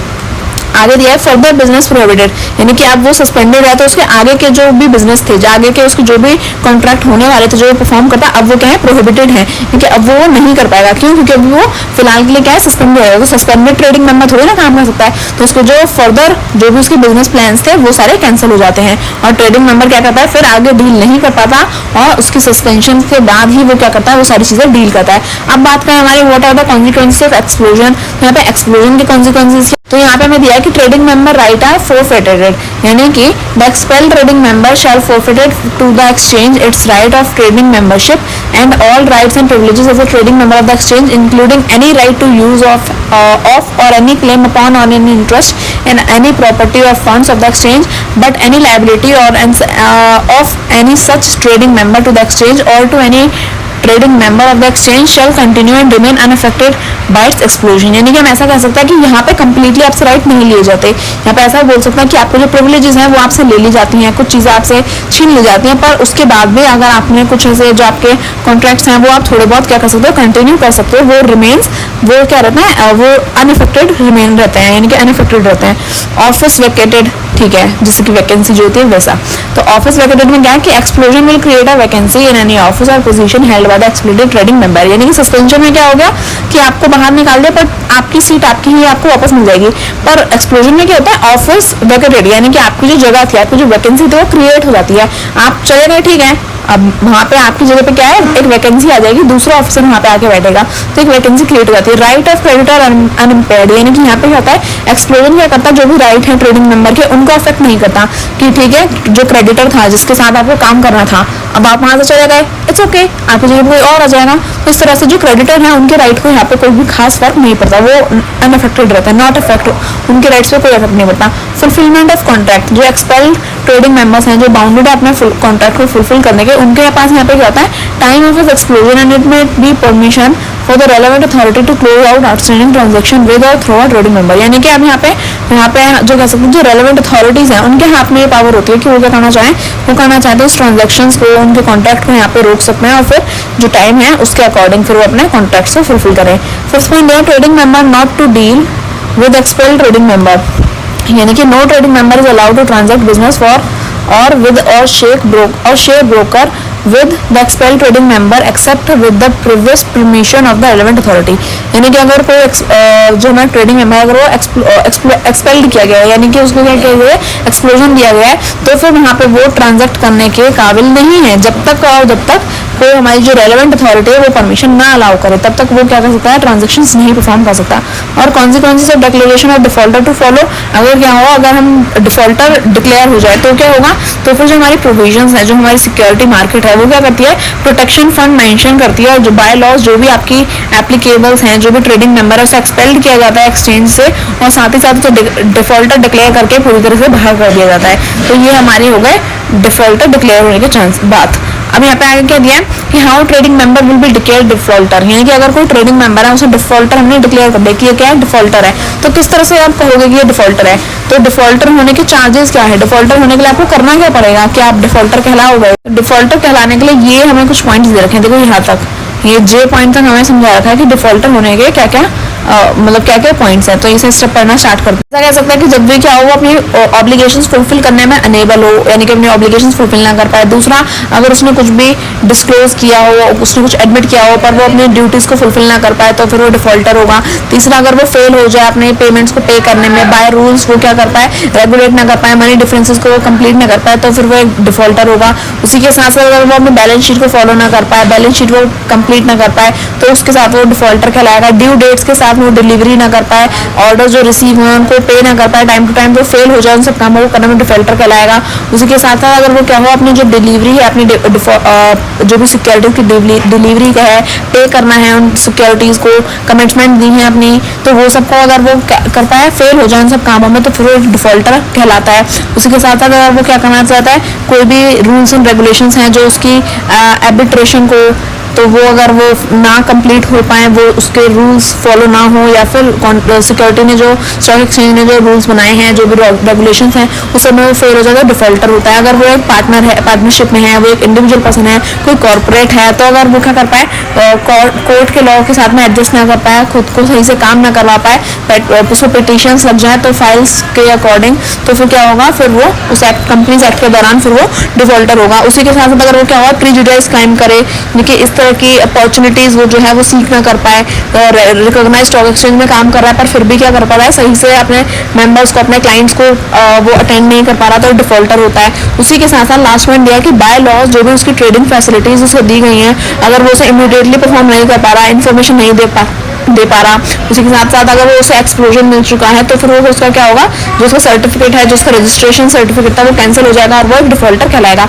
Who is an authorised person, एक ऑथराइज्ड पर्सन कौन होता है, तो हम ऐसा कह सकते हैं कि जब भी हमारे स्टॉक मार्केट में, हमारे कैपिटल मार्केट में, हमारे फ्यूचर ऑप्शंस में, करेंसी डेरिवेटिव सेगमेंट्स में अगर हमारा एक ट्रेडिंग मेंबर है जिसको क्या किया गया, रजिस्टर किया गया है, सेबी ने उसे रजिस्टर किया है, तो हम उसे क्या कह सकते हैं, ऑथराइज्ड पर्सन कह सकते हैं। ऑथराइज्ड पर्सन होता है कि ऐसा इंसान जिस पर विश्वास किया जा सके, जिस पर भरोसा कर सके कि the client introduced by the authorized person should have a direct relationship with the trading member। ऐसा कह सकते हैं कि जो क्लाइंट होता है जब वो क्या करता है, ऑथराइज्ड पर्सन के साथ में डील करता है, तो उसके डायरेक्ट रिलेशन होते हैं अपने ट्रेडिंग मेंबर के साथ में। यानी कि ऑथराइज्ड मेंबर कौन होगा, एक ऐसा भरोसेमंद इंसान जो सेबी ने जिसको क्या किया, रजिस्टर किया स्टॉक एक्सचेंज के साथ, वो एक वेरीफाइड इंसान है, तो वो हमारा एक ऑथराइज्ड पर्सन होता है। बात करें सब ब्रोकर की, तो सब ब्रोकर समझना बहुत ही आसान है, हम सबको पता चल गया कि इंटरमीडिएट हमारा ब्रोकर होता है। तो जो ब्रोकर है उसी का सब पार्ट क्या होता है, उसका सब टाइप क्या होता है, सब ब्रोकर, यानी कि ब्रोकर से छोटा इंसान।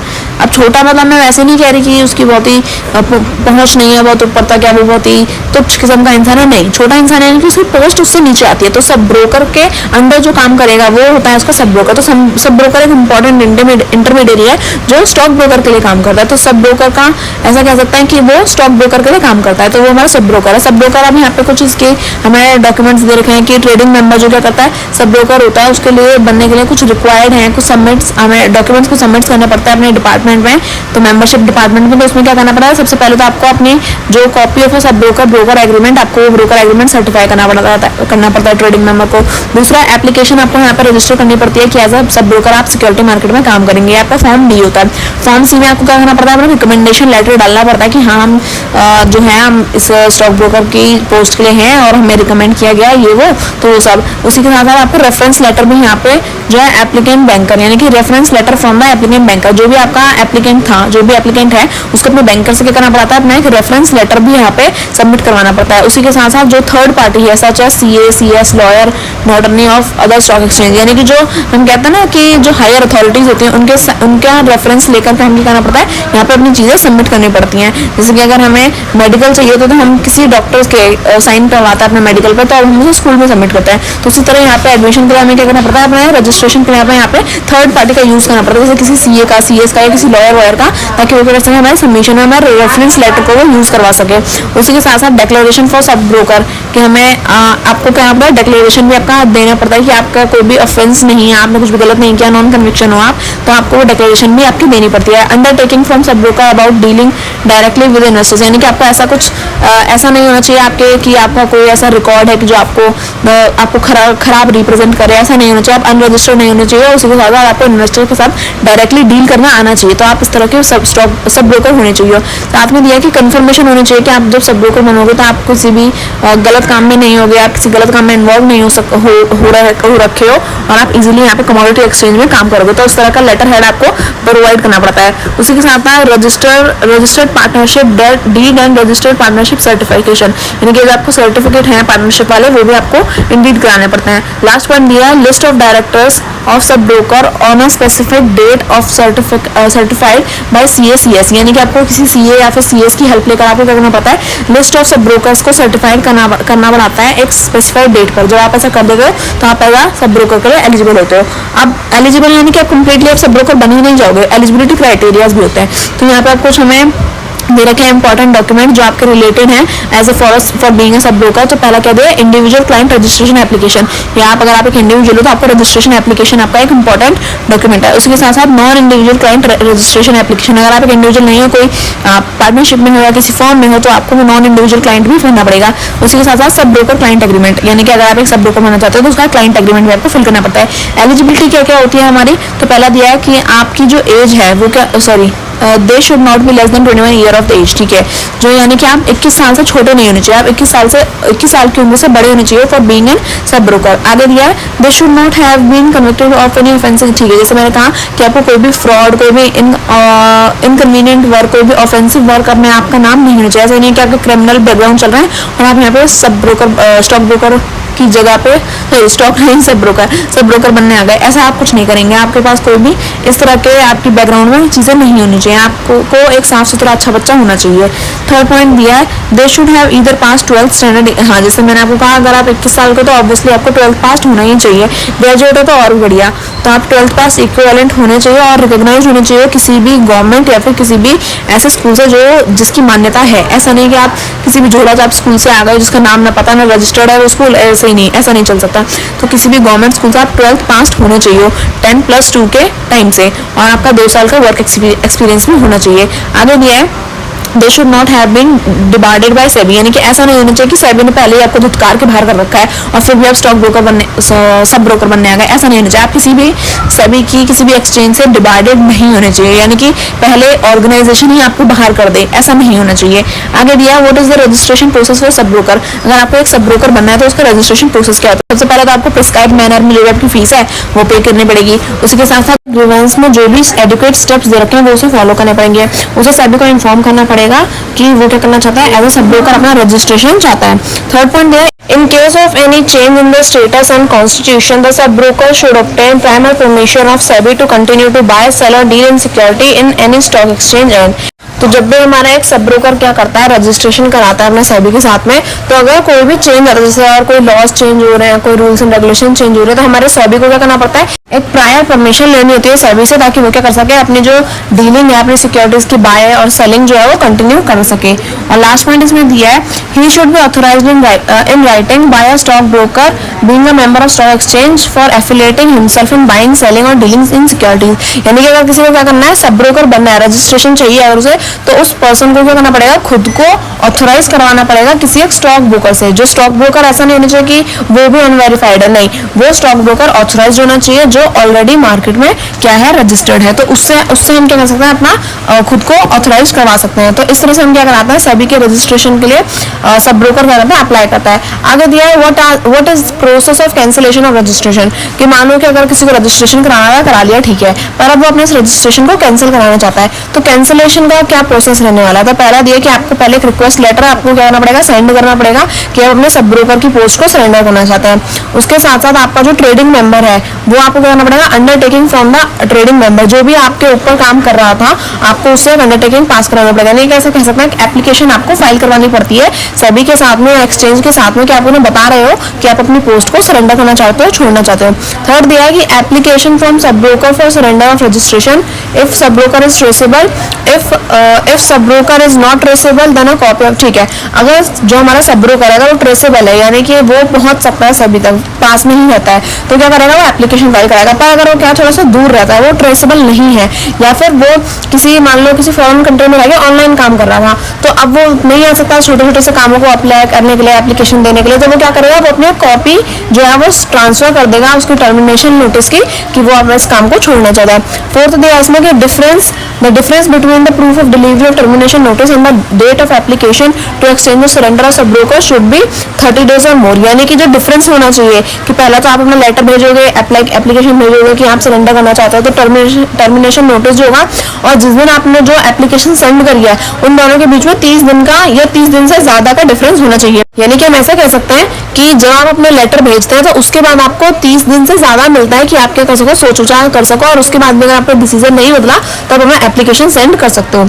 उसके बाद लास्ट 5th पॉइंट दिया हमें, copy of public notification intimation the investor general public of surrender, ठीक है, जैसे हमारा क्या करेगा, सब ब्रोकर अपने रजिस्ट्रेशन को कैंसिल करवाने के लिए एप्लीकेशन भेजेगा, तो उसके बाद जब उसने क्या कर दिया, टर्मिनेशन नोटिस भी भेज दिया, एप्लीकेशन भी भेज दिया, तो उसके बाद पब्लिक में एक नोटिस जाता है कि अब ये जो पर्टिकुलर सब ब्रोकर था जो इस काम को कर रहा था, और अब वो क्या है, अब वो सब ब्रोकर नहीं रहेगा, अब वो अपने काम को छोड़ रहा है, तो वो क्या करेगा, लोकल न्यूज़पेपर में, पैम्पलेट्स के थ्रू, यानी कि हम क्या करते हैं, फिर धीरे धीरे उस नोटिस को जनरल पब्लिक तक पहुंचा देते हैं कि अब इस सब ब्रोकर को यहाँ से हटा दिया गया, वो सब ब्रोकर ने अपना काम छोड़ दिया है, तो इन्फॉर्मेशन भी सेंड कर देते हैं सभी। आगे देते हैं sub broker place of work situated, ठीक है, the content of advertisement should be in English, यानी कि जो सब ब्रोकर है वो कहाँ काम करता था, कहाँ उसका ऑफिस था, कहाँ वो लोकेट था, और उसका ये सब सारी चीज़ें हम क्या करता है, डिस्क्लोज करता है जनरल पब्लिक में कि ये सब ब्रोकर ये जो यहाँ पे रहता था, क्योंकि एक नाम के काफ़ी सारे लोग हो सकते हैं, तो इसलिए उसकी लोकेशन, उसका एड्रेस, उसका जहाँ पे वो काम करता था उस प्लेस का बारे में, सिचुएशन कहाँ थी उसकी, वो, और ये सारी जो भी चीज़ें होती हैं, ये सारे जो एडवर्टीजमेंट में जो हम चीज़ें लिखते हैं, यानी कि जो हम जनरल पब्लिक को सारी इन्फॉर्मेशन दे रहे हैं, ये सारे कंटेंट क्या होना चाहिए, हमारा इंग्लिश में होना चाहिए। तो इस तरह से हमारी पब्लिकली भी हमारी इन्फॉर्मेशन बता दी जाती है कि आपने काम छोड़ दिया। उसी के साथ साथ जो अगर वो सब ब्रोकर का अपना काम छोड़ रहा है, तो जो सेबी ने रजिस्ट्रेशन सर्टिफिकेट दिया था, जिससे हम पता करते हैं कि ये सब ब्रोकर वेरीफाइड है या ऑथराइज्ड है या नहीं, तो वो क्या करना पड़ेगा, उसको वो अपना ओरिजिनल सर्टिफिकेट सभी को सबमिट करना पड़ता है। उसी के साथ साथ 8th पॉइंट में दिया है कि in case the original certificate is lost, यानी कि अगर मान लो कि किसी कारण हमारा जो ओरिजिनल सर्टिफिकेट था वो लॉस्ट हो गया, यानी कि वो खो गया, हमसे कहीं हम रख के भूल गए, वो हमें नहीं मिला, तो हम क्या करेंगे, एक पहले FIR कॉपी करवाएंगे, फिर उसके बाद जाके हम क्या करेंगे, गवर्नमेंट से अपना वो जो है पैसे दे करके अपना वो सर्टिफिकेट निकलवाएंगे, और फिर सेबी को हम क्या करेंगे, वो सबमिट करेंगे। 9th पॉइंट दिया, an undertaking from the member that SEBI has not taken initiated any action like inquiry proceeding, cancellation, suspension of registration, debarred, administrative warning and prohibited from dealing in security market, impose penalty after inquiry, adjudication, prosecution etcetera against the sub broker, यानी कि अगर सेबी को ऐसा पता चलता है कि जो भी हमारा सब ब्रोकर था उसके ऊपर इनमें से कोई भी चार्ज चल रहा है, चाहे वो कैंसिलेशन का हो, डिबार्ड हो वो पर्सन, या उसमें पेनल्टी चार्ज की गई हो, उसमें कुछ चीज़ों की डीलिंग की प्रोहिबिशन थी फिर भी उसने वो कमिट करी, तो इस तरह की कोई भी चार्ज अगर हमारे सब ब्रोकर पे होती है, तो उस सबको वो क्लियर करके उसे जाना पड़ता है। ऐसा नहीं कि वो पहले तो कुछ कांड कर देगा और उसके बाद यूं ही अपना सरेंडर सर्टिफिकेट देके एप्लीकेशन देके वो चुपचाप निकल जाएगा। नहीं, इस तरह की कोई भी चीज़ अगर उसके पाई जाती है कि हमारे जो सब ब्रोकर था, ये स्टॉक ब्रोकर के लिए भी सेम अप्लाई होता है, पर अभी हम सब ब्रोकर की बात कर रहे हैं, तो सब ब्रोकर ने अगर इनमें से कोई भी काम किया होता है तो सभी उसको क्या करता है, उसको परफॉर्म करता है, उसके अगेंस्ट में जो भी एक्शंस लिए जाने चाहिए फिर वो सभी कंप्लीट करता है। और last day pan card of the sub broker truly certified by the trading member, यानी कि फिर जो हमारा सब ब्रोकर है उसका पैन कार्ड भी वहाँ पे क्या करना पड़ता है, सर्टिफाइड करवाना पड़ता है। यानी कि वो अपने जो सेबी है, एक्सचेंज है, जो भी ट्रेडिंग मेंबर है, उसको अपना पैन कार्ड सबमिट करवाता है, हमेशा के लिए नहीं, कुछ टाइम के लिए सबमिट करवाता है, अपना काम करवाता है। जैसे ही वो काम पूरा हो जाता है तो पैन कार्ड उसे वापस मिल जाता है। तो इस तरह से हमारे क्या होता है, जो कैंसिलेशन प्रोसेस है वो कंप्लीट होता है। आगे दिया है कि how do you describe the broker client relation. Broker client relation को हम किस तरह से डिस्क्राइब कर सकते हैं। So what is client registration document. Client registration document क्या होता है, तो यहाँ पे हमारा क्लाइंट रजिस्ट्रेशन डॉक्यूमेंट क्या, तो ऐसा कह सकते हैं कि जब ब्रोकर और क्लाइंट आपस में बैठ के डीलिंग करता है अपनी सिक्योरिटीज की, तो ब्रोकर होगा हमारा इंटरमीडियरी, क्लाइंट होगा कि जो भी अपना इन्वेस्टर जो है पैसा इन्वेस्ट करवाना चाहता है सिक्योरिटीज में, तो इन दोनों के बीच का रिलेशन किस तरह से डिफाइन होगा। इनका रिलेशन काफी ज्यादा फॉर्मल होता है, तो वो रिलेशन इनका डिफाइन होता है इनके डॉक्यूमेंट्स के थ्रू, यानी कि इनके जो रजिस्ट्रेशन डॉक्यूमेंट्स होते हैं उनके थ्रू। तो यहाँ पे क्लाइंट रजिस्ट्रेशन डॉक्यूमेंट क्या होता है कि जब हमारा ब्रोकर और क्लाइंट आपस में डील कर रहे हैं, आपस में काम कर रहे हैं एक साथ, तो उनके बीच में जो रिलेशनशिप है वो फॉर्मल है। तो यानी कि वो एक दूसरे के साथ में कुछ एप्लीकेशंस एक दूसरे को सेंड करते हैं, कुछ डॉक्यूमेंट्स एक दूसरे के लिए फिल करते हैं, तो उन्हीं में से एक डॉक्यूमेंट आता है हमारा नो योर क्लाइंट, यानी कि हम जब क्या करें, एक ऐसे डॉक्यूमेंट फिल करवाएं अपने क्लाइंट से कि जिसकी वजह से आपको क्या एक हेल्प मिले कि आप अपने क्लाइंट को जान पाओ। तो इसलिए इसका नाम भी नो योर क्लाइंट है कि ट्रेडिंग मेंबर क्या करता है, नो योर क्लाइंट को फिल करवाता है अपने क्लाइंट से। उसके बाद उसमें उसका एड्रेस, उसकी फाइनेंशियल प्रोफाइल, वो इन्वेस्टर किस टाइप का, किस टाइप की इन्वेस्टमेंट करनी है, कितना रिस्क वो ले सकता है, और उसके कुछ हम ऐसे कह सकते हैं वैलिड जो हमारे आइडेंटिटी प्रूफ होता है वो भी ले लेता है, जैसे पैन कार्ड हो गया, आधार कार्ड हो गया, वो एम्प्लॉयमेंट क्या है, उसकी एज क्या है, उसका इन्वेस्टमेंट एक्सपीरियंस क्या है। तो ये सारी हम क्या करते हैं, नो योर क्लाइंट में अपने इस फॉर्म में सारी चीज़ें फुलफिल करा लेते हैं कि हमें समझ आ सके कि किस तरह का इन्वेस्टर है, किस तरह का इसे इन्वेस्टमेंट चाहिए, रिस्क कितना बेयर कर सकता है। तो सबसे रिलेटेड ये सारे हमारे क्या होते हैं इस डॉक्यूमेंट में होता है, यानी कि क्लाइंट रजिस्ट्रेशन डॉक्यूमेंट इस टाइप का डॉक्यूमेंट है कि आप क्लाइंट क्या करता है अपने बारे में जो भी इंफॉर्मेशन, जो प्रोफेशनली जो भी इंफॉर्मेशन जरूरत होती है वो सारी फुलफिल की जाती है।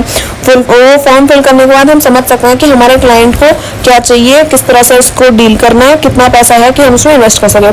तो इस तरह से क्या करते हैं हम ब्रोकर और क्लाइंट के रिलेशनशिप को समझते हैं कि ब्रोकर किस तरह से इन्वेस्ट करवाएगा, ब्रोकर किस तरह से काम करवाएगा अपने क्लाइंट से, और उसे किस तरह से समझाएगा कि आपको सिक्योरिटी में इन्वेस्ट करना है, इसमें नहीं करना है। रूल्स एंड रेगुलेशंस के हिसाब से वो सारी चीज़ें चलती रहती हैं। और नए क्लाइंट से आप अपने क्लाइंट्स को बेहतर समझ सकते हैं कि उसे किस तरह से अपना काम चेक करवाना है, वो किस तरह का ब्रोकर चाहता है अपने लिए, और किस तरह से वो किस सिक्योरिटी में इन्वेस्ट करके कितना प्रॉफिट अर्न करना चाहता है। तो ये इससे हमें समझ में आता है। आगे बात करें what is unique client code, UCC क्या होता है, तो यूनिक क्लाइंट कोड होता है कि जो हमारे सारे क्लाइंट्स को मिलता है, यानी कि वो एक यूनिक नंबर होता है कि और वो किसी और के पास नहीं होता। ये सेबी का काम होता है। SEBI has made it mandatory for all trading member broker to use unique client code for all clients, यानी कि सेबी ने यहाँ पे क्या किया, मैंडेटरी कर रखा है कि जितने भी ट्रेडिंग मेंबर्स हैं, जितने भी ब्रोकर्स हैं, वो क्या करेंगे, जब भी अपने अपने क्लाइंट्स के साथ ट्रेड करेंगे तो वो अपने यूसीसी का यूज करेंगे, यानी कि वो एक ही ब्रोकर हर एक के लिए सेम कोड यूज नहीं कर सकता।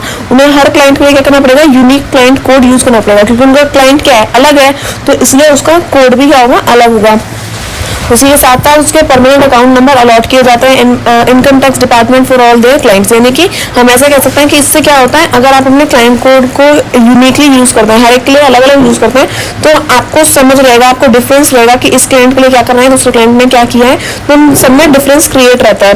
तो अब फिर यहाँ पे कह दिया कि ब्रोकर क्या कर सकता है, इजिली वेरीफाई कर सकता है कि किस क्लाइंट के लिए मुझे कौन से डॉक्यूमेंट्स निकालने हैं। अगर आप सबके लिए एक ही कोड यूज कर रहे हो, तो अगर आपको एक क्लाइंट का डॉक्यूमेंट निकालने हैं पर आपने सेम बी के लिए भी यूज किया है, तो क्या पता आप बी के डॉक्यूमेंट्स निकाल लो। तो इस तरह से नहीं, ब्रोकर को वेरीफाई करने में ज्यादा बेहतर आसानी मिलती है कि वो क्या कर सके, डॉक्यूमेंट्स इजीली फाइंड कर सके, तो इसलिए वो यूनिक क्लाइंट कोड यूसीसी का यूज करता है। अब what is margin from the clients, और क्लाइंट्स के लिए मार्जिन क्या दे रखे हैं। So member should have a prudent system of risk management to protect themselves from client default, यानी कि हम ऐसे कह सकते हैं मार्जिन हमने कहा था ना कि हम एडवांस जो पे करते हैं, तो मार्जिन उनमें से एक इंपॉर्टेंट एलिमेंट है एक सिस्टम का। जब भी हमारे मेंबर को क्या करना पड़ता है, रिस्क को मैनेज करना पड़ता है कि वो ये चेक कर सके कि हाँ हम जो इन्वेस्टर्स हैं उनके इंटरेस्ट को प्रोटेक्ट सही से करें, उनमें कोई भी प्रॉब्लम ना हो, कोई फ्रॉड क्रिएट ना हो, कोई इस तरह की परेशानी ना आ जाए। तो इसलिए क्या करता है, मार्जिन क्रिएट करवाता है, यानी कि हम क्या करवाते हैं पॉलिसी या रिस्क मैनेजमेंट की, जिसमें मार्जिन पे करवाता है। मार्जिन एज एन एडवांस होता है तो आपकी जो सिक्योरिटी है वो इजीली ट्रेड होगी और कोई भी फ्रॉड होने के चांसेस कम होंगे, कोई भी काउंटर पार्टी रिस्क इसमें यहाँ पे क्रिएट नहीं होता। तो इस तरह से हम क्या करते हैं, क्लाइंट्स के लिए मार्जिन फॉर्म करवाते हैं। आगे दिया what is execution of orders. Execution of order से हम ऐसा समझ सकते हैं कि जब भी हमने क्या किया, कोई ऑर्डर प्लेस किया, कोई भी उसने अपने ब्रोकर से कोई यहाँ पे अपना ट्रेड करवाई या फिर उसने खुद से इन्वेस्ट किया किसी भी सिक्योरिटी में, तो यहाँ पे क्या किया उन्होंने अपना ऑर्डर प्लेस किया। अब वो कुछ टाइम के बाद जो उन्होंने ऑर्डर प्लेस किया था, अगर वो उसको कुछ चेंजेस उसमें करना चाहता है या फिर वो उन्हें कैंसिल करना चाहते हैं, तो उस टाइम पे हम क्या करते हैं, एग्जीक्यूशन ऑफ ऑर्डर्स का यूज करते हैं। यानी कि हमने ऑर्डर प्लेस किया, हमने सोचा कि हमारे लिए बेहतर रहेगा, हमें अच्छा लगा वो, और कुछ टाइम के बाद क्या हुआ, हमें लगा कि नहीं उससे बेहतर हमें कोई ऑर्डर मिल गया, उससे ज्यादा अच्छी सिक्योरिटी में मिल गई है, तो हम क्या करना चाहेंगे, हमारे से डिजायर होगा कि हम क्या करें, इस ऑर्डर को रिप्लेस कर दें, इसको मॉडिफाई कर दें, इसमें कुछ ना कुछ करें, पर इससे हटाकर हम दूसरे ऑर्डर को प्लेस करें। तो जब भी हमारा क्या करता है, किसी ऑर्डर को कैंसिल करने का होता है या उसको रिप्लेस करने का मन करता है, उसको हम चेंज करना चाहते हैं, तो तब हम क्या करते हैं, एग्जीक्यूशन ऑफ ऑर्डर्स का यूज करते हैं। एग्जीक्यूशन यानी कि उसको चेंज कर देना, खत्म कर देना। तो उस तरह से हम क्या करते हैं, अगर हमें किसी अपने ऑर्डर को चेंज करना है, उसे मॉडिफाई करना है, उसको कैंसिल करना है, तो हम एग्जीक्यूशन ऑफ ऑर्डर्स करते हैं। अब आगे बात करिए कॉन्ट्रैक्ट नोट की। तो कॉन्ट्रैक्ट नोट तो हम 10th से ही पढ़ते हैं। कॉन्ट्रैक्ट नोट हमारा कंफर्मेशन नोट होता है, और ये क्या होता है, हमारा जो ब्रोकर है वो हर 24 घंटे में, यानी कि हर दिन हमें क्या देता है, हमारा कॉन्ट्रैक्ट नोट प्रोवाइड करता है। जो भी ट्रेडिंग आज के दिन हुई है उसका कॉन्ट्रैक्ट नोट हमें आज ही मिल जाता है। हमने अपने इन्वेस्टर के बिहाफ में ब्रोकर ने ट्रेडिंग करी है, तो इसलिए वो क्या करता है, एज अ कंफर्मेशन नोट कि आपका काम हो चुका है, तो कॉन्ट्रैक्ट नोट प्रोवाइड करता है। कॉन्ट्रैक्ट नोट में हमारे क्या होता है, हमारी जो डिटेल्स होती है ट्रेडिंग से रिलेटेड, जो भी नेसेसरी डिटेल्स है वो सारी इन्फॉर्मेशन उसमें होती है। विद इन 24 आवर्स हमें हमारा जो साइंड कॉन्ट्रैक्ट नोट है हमें मिल जाता है। कॉन्ट्रैक्ट नोट में जितने भी प्रिस्क्राइब फॉर्मेट में जो भी इन्फॉर्मेशन बताई गई है, जो 10th में बताई गई थी, वो सारी होती है। कॉन्ट्रैक्ट नोट में क्या होता है, स्टैंप ड्यूटी इज पेड, यानी कि जो स्टैंप लगाई जाती है उसके पैसे देने पड़ते हैं, वो पेड एक ड्यूटी होती है। तो वो अगर स्टैंप नहीं होगी तो वो कह सकते हैं वो एक नकली और एक फर्जी कॉन्ट्रैक्ट नोट हो जाएगा, फिर वो एक वैल्यूएबल कॉन्ट्रैक्ट नोट नहीं रहेगा। स्टैंप होना जरूरी है। और all statutory leaves are shown separately in the contract note. जो भी इन्फॉर्मेशन होती है, जो भी इंपॉर्टेंट थिंग्स होती है, वो सारी कॉन्ट्रैक्ट नोट में अलग से दिखाई जाती है। आगे बात किया, what is the duration for payment delivery of security to the client, यानी कि कितने टाइम के अंदर जो भी हमारा क्लाइंट है उसको उसकी सिक्योरिटीज की डिलीवरी या फिर उसकी पेमेंट की डिलीवरी हो जाती है। तो हम ऐसा कह सकते हैं कि every trading member should make payment to its clients और delivery the security purchase within in 1 working day. एक दिन के अंदर क्या होता है, हमारी जो भी सिक्योरिटीज की डिलीवरी होनी थी या फिर जो भी हमारी पेमेंट्स होनी थी, तो वो सारी पेमेंट और सिक्योरिटीज की डिलीवरी वाला ट्रेडिंग मेंबर क्या करता है, अपने क्लाइंट को एक दिन के अंदर दे देता है। बात करें ब्रोकरेज की, तो ब्रोकरेज हमारा क्या होता है, जो हमारा ब्रोकर चार्ज करता है, जो कमीशन चार्ज करता है, तो वो मैक्सिमम ब्रोकरेज कितनी होती है, 2.5% की होती है कॉन्ट्रैक्ट प्राइस के अकॉर्डिंग, और फिर जितना भी प्राइस है उसके अकॉर्डिंग 2.5% की ब्रोकरेज। तो इसका एग्जांपल भी दे रखा है यहाँ पे कि अगर आप ये करोगे, 10,000 शेयर है, एक शेयर का प्राइस 50 रुपए है, तो 10,000 इंटू 50 करोगे और उसका 2.5% निकालोगे तो 12,500 रुपए उसकी ब्रोकरेज होती है। आगे दिया है कि separate, why is a separate bank account needed for client and broker. Client और ब्रोकर के लिए एक सेपरेट बैंक अकाउंट होने की क्या जरूरत है। तो ऑब्वियस ही बात है कि अगर दोनों का बैंक अकाउंट सेम ही हो जाएगा, तो क्लाइंट हमारा पैसा इन्वेस्ट करवाना है, ब्रोकर ने पैसा इन्वेस्ट कर दिया, जो क्लाइंट के अकाउंट में पैसे आ रहे हैं वो सेम ब्रोकर के अकाउंट में पैसे आ रहे हैं, तो दोनों का बैंक अकाउंट सेम हो गया तो कोई भी पैसे निकाल सकता है, तो दिक्कत हो गई। तो ऐसा नहीं होना चाहिए, यानी कि दोनों का बैंक अकाउंट अलग अलग होना चाहिए, ताकि क्लाइंट क्या कर सके, जो भी उसका पैसे आते हैं वो अपने पास में सेफ रख सके। तो इस तरह से उनका क्या होता है, जो अकाउंट है वो अलग अलग होना चाहिए, सेपरेट होने की इसलिए जरूरत है। अब बात करें what is segregation of demat beneficiary account. ये जो हमारा बेनिफिशियरी अकाउंट है, डीमैट अकाउंट, इसमें सेग्रीगेशन की क्या जरूरत है। तो इसमें क्या दिया है कि जो हमारे ट्रेडिंग मेंबर्स हैं वो क्या करते हैं, डीमेटलाइज करते हैं सिक्योरिटीज को, और क्या करते हैं, हम ऐसा कह सकते हैं कि डिमेटलाइज सिक्योरिटीज को करने के बाद में उनको अलग अलग बेनिफिट्स भी मिलते हैं कि अगर आप इलेक्ट्रॉनिक फॉर्म में करा लोगे तो अकाउंट मेंटेन करना इजी हो जाएगा। अब हम क्या कर देंगे, अगर अपनी अपनी डिमेटलाइज सिक्योरिटीज को ओन करते हैं तो उसको क्या होता है, उसको ट्रांजैक्ट करना ईजी रहता है, हम जब मन चाहे अपने अकॉर्डिंग उनको क्या कर सकते हैं, ट्रेड कर सकते हैं। तो इसलिए हमारे यहाँ पे हम कह सकते हैं कि अगर हम क्या करते हैं, अपना एक बेनिफिशियरी अकाउंट, एक डीमैट अकाउंट अपना ओपन करवाते हैं, तो हम इजीली अपनी सिक्योरिटीज को क्या कर सकते हैं, अपने अकाउंट में सेव करके रख सकते हैं। तो ये हमारा क्या होता है, डीमैट अकाउंट के फायदे होते हैं। आगे बात करें what is the nature of sub broker client relation. अभी हमने बात करी थी कि ब्रोकर और क्लाइंट के रिलेशन क्या होते हैं। आगे बात करें अपने सब ब्रोकर और क्लाइंट रिलेशन के बीच में, ब्रोकर के अंडर कौन काम करता है? सब ब्रोकर। तो सब ब्रोकर के क्लाइंट से किस तरह के रिलेशन होता है? तो ये उनका एक कैरेक्टरिस्टिक एग्रीमेंट होता है, यानी कि सब ब्रोकर क्या करता है? एंटर करता है into tree partly agreement with the client and stock broker. Sub broker क्या कर रहा है? स्टॉक ब्रोकर के लिए काम कर रहा है, और स्टॉक ब्रोकर ऑब्वियसली अपने क्लाइंट के लिए काम कर रहा है। तो ये क्या हो गया? इनका तो तीन का ट्रायंगल बन गया। तो ट्री पार्टी एग्रीमेंट होता है, जिसमें क्या होता है? सब ब्रोकर, स्टॉक ब्रोकर और क्लाइंट आपस में काम करते हैं और सिक्योरिटीज को डील करते हैं, कैश सेटलमेंट परफॉर्म करता है। तो सब ब्रोकर क्या करता है? ऐसा कह सकते हैं कि क्लाइंट के साथ में अपने अच्छे रिलेशन रखता है, फॉर्मल अच्छे रिलेशन रखता है, ताकि क्या कर सके? इजीली वो कॉपरेट करके एक दूसरे के साथ में काम कर सके। तो सब ब्रोकर क्या कराता है? स्टॉक ब्रोकर को और क्लाइंट को रिकनसाइल कराता रहता है, उन्हें जो भी इन्फॉर्मेशन की जरूरत होती है वो सारा काम उनको करके देता रहता है। तो इनके जो हम कह सकते हैं रिलेशन क्या होता है? इनका एक ट्री पार्टी रिलेशन होता है, जिनमें तीनों लोग आपस में साथ में बैठ के काम करते हैं। अब what is contract note? Contract note वही हमारा क्या होता है? हमारा कंफर्मेशन नोट होता है, और यहाँ पे स्टॉक ब्रोकर क्या करता है? इशू करता है कॉन्ट्रैक्ट नोट को for format prescribed by the exchange to client introduce through a sub broker.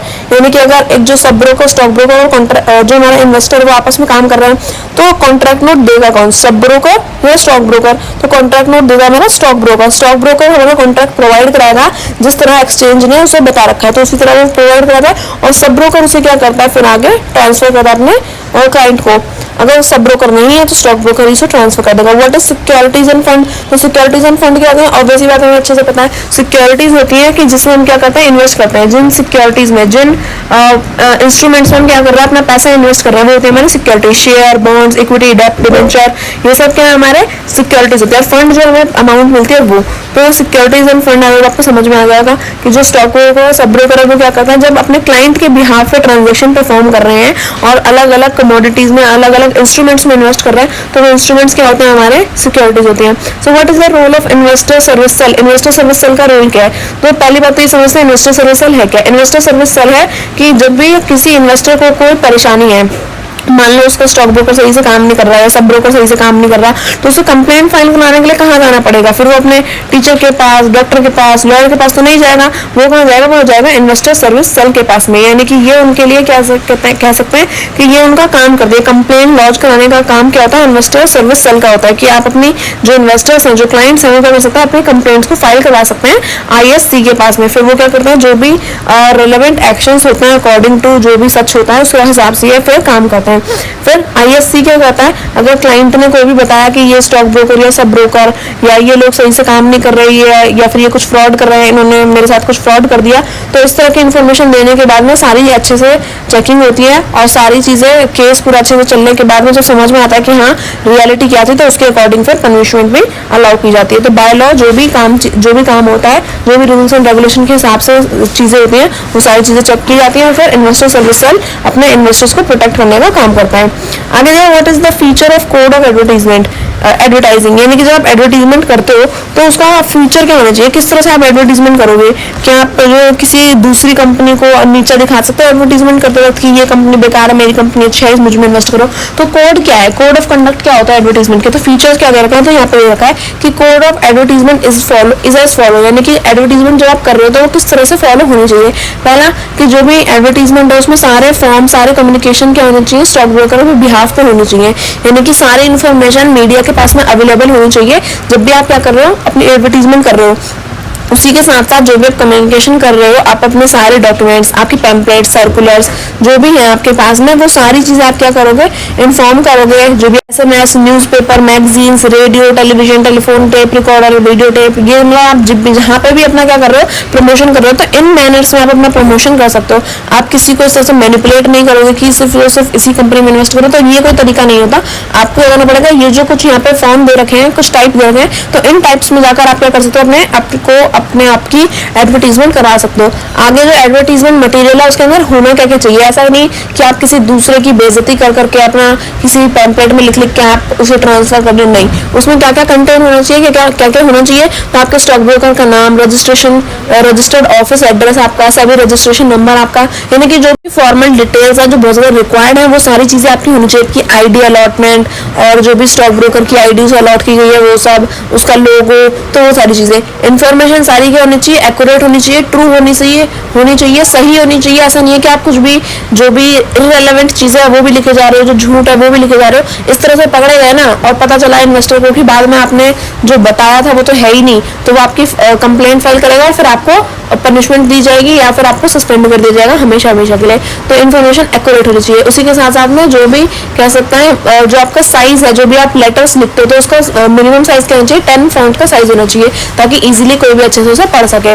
तो ये सारी चीजें भी ध्यान होनी चाहिए। उसी के साथ साथ आप ऐसा कह सकते हैं कि ऑडियो विजुअल मीडिया, जब आप यहाँ किसी एडवर्टीजमेंट कर रहे हो और किसी ऐसी एडवर्टीजमेंट कर रहे हो जिसमें ऑडियो या वीडियो शो हो रही है, कुछ आवाज आ रही है या कोई वीडियो शो हो रही है, तो उसमें क्या होना चाहिए, आपको उसमें सारी वार्निंग्स भी बतानी पड़ेगी। जैसे लिखा था कि stock market is subject to market risk, तो इस तरह से आपको सारी इन्फॉर्मेशन देनी है कि यहाँ पे रिस्क भी होता है। ऐसा नहीं कि सिर्फ उन्हें अच्छे से अपने दिखाए जा रहे हैं कि यहाँ पे सिर्फ उसे प्रॉफिट ही होता है, आपको रिस्क के बारे में भी बताना पड़ेगा। तो सारी चीजें डिस्क्लोज करनी पड़ती हैं।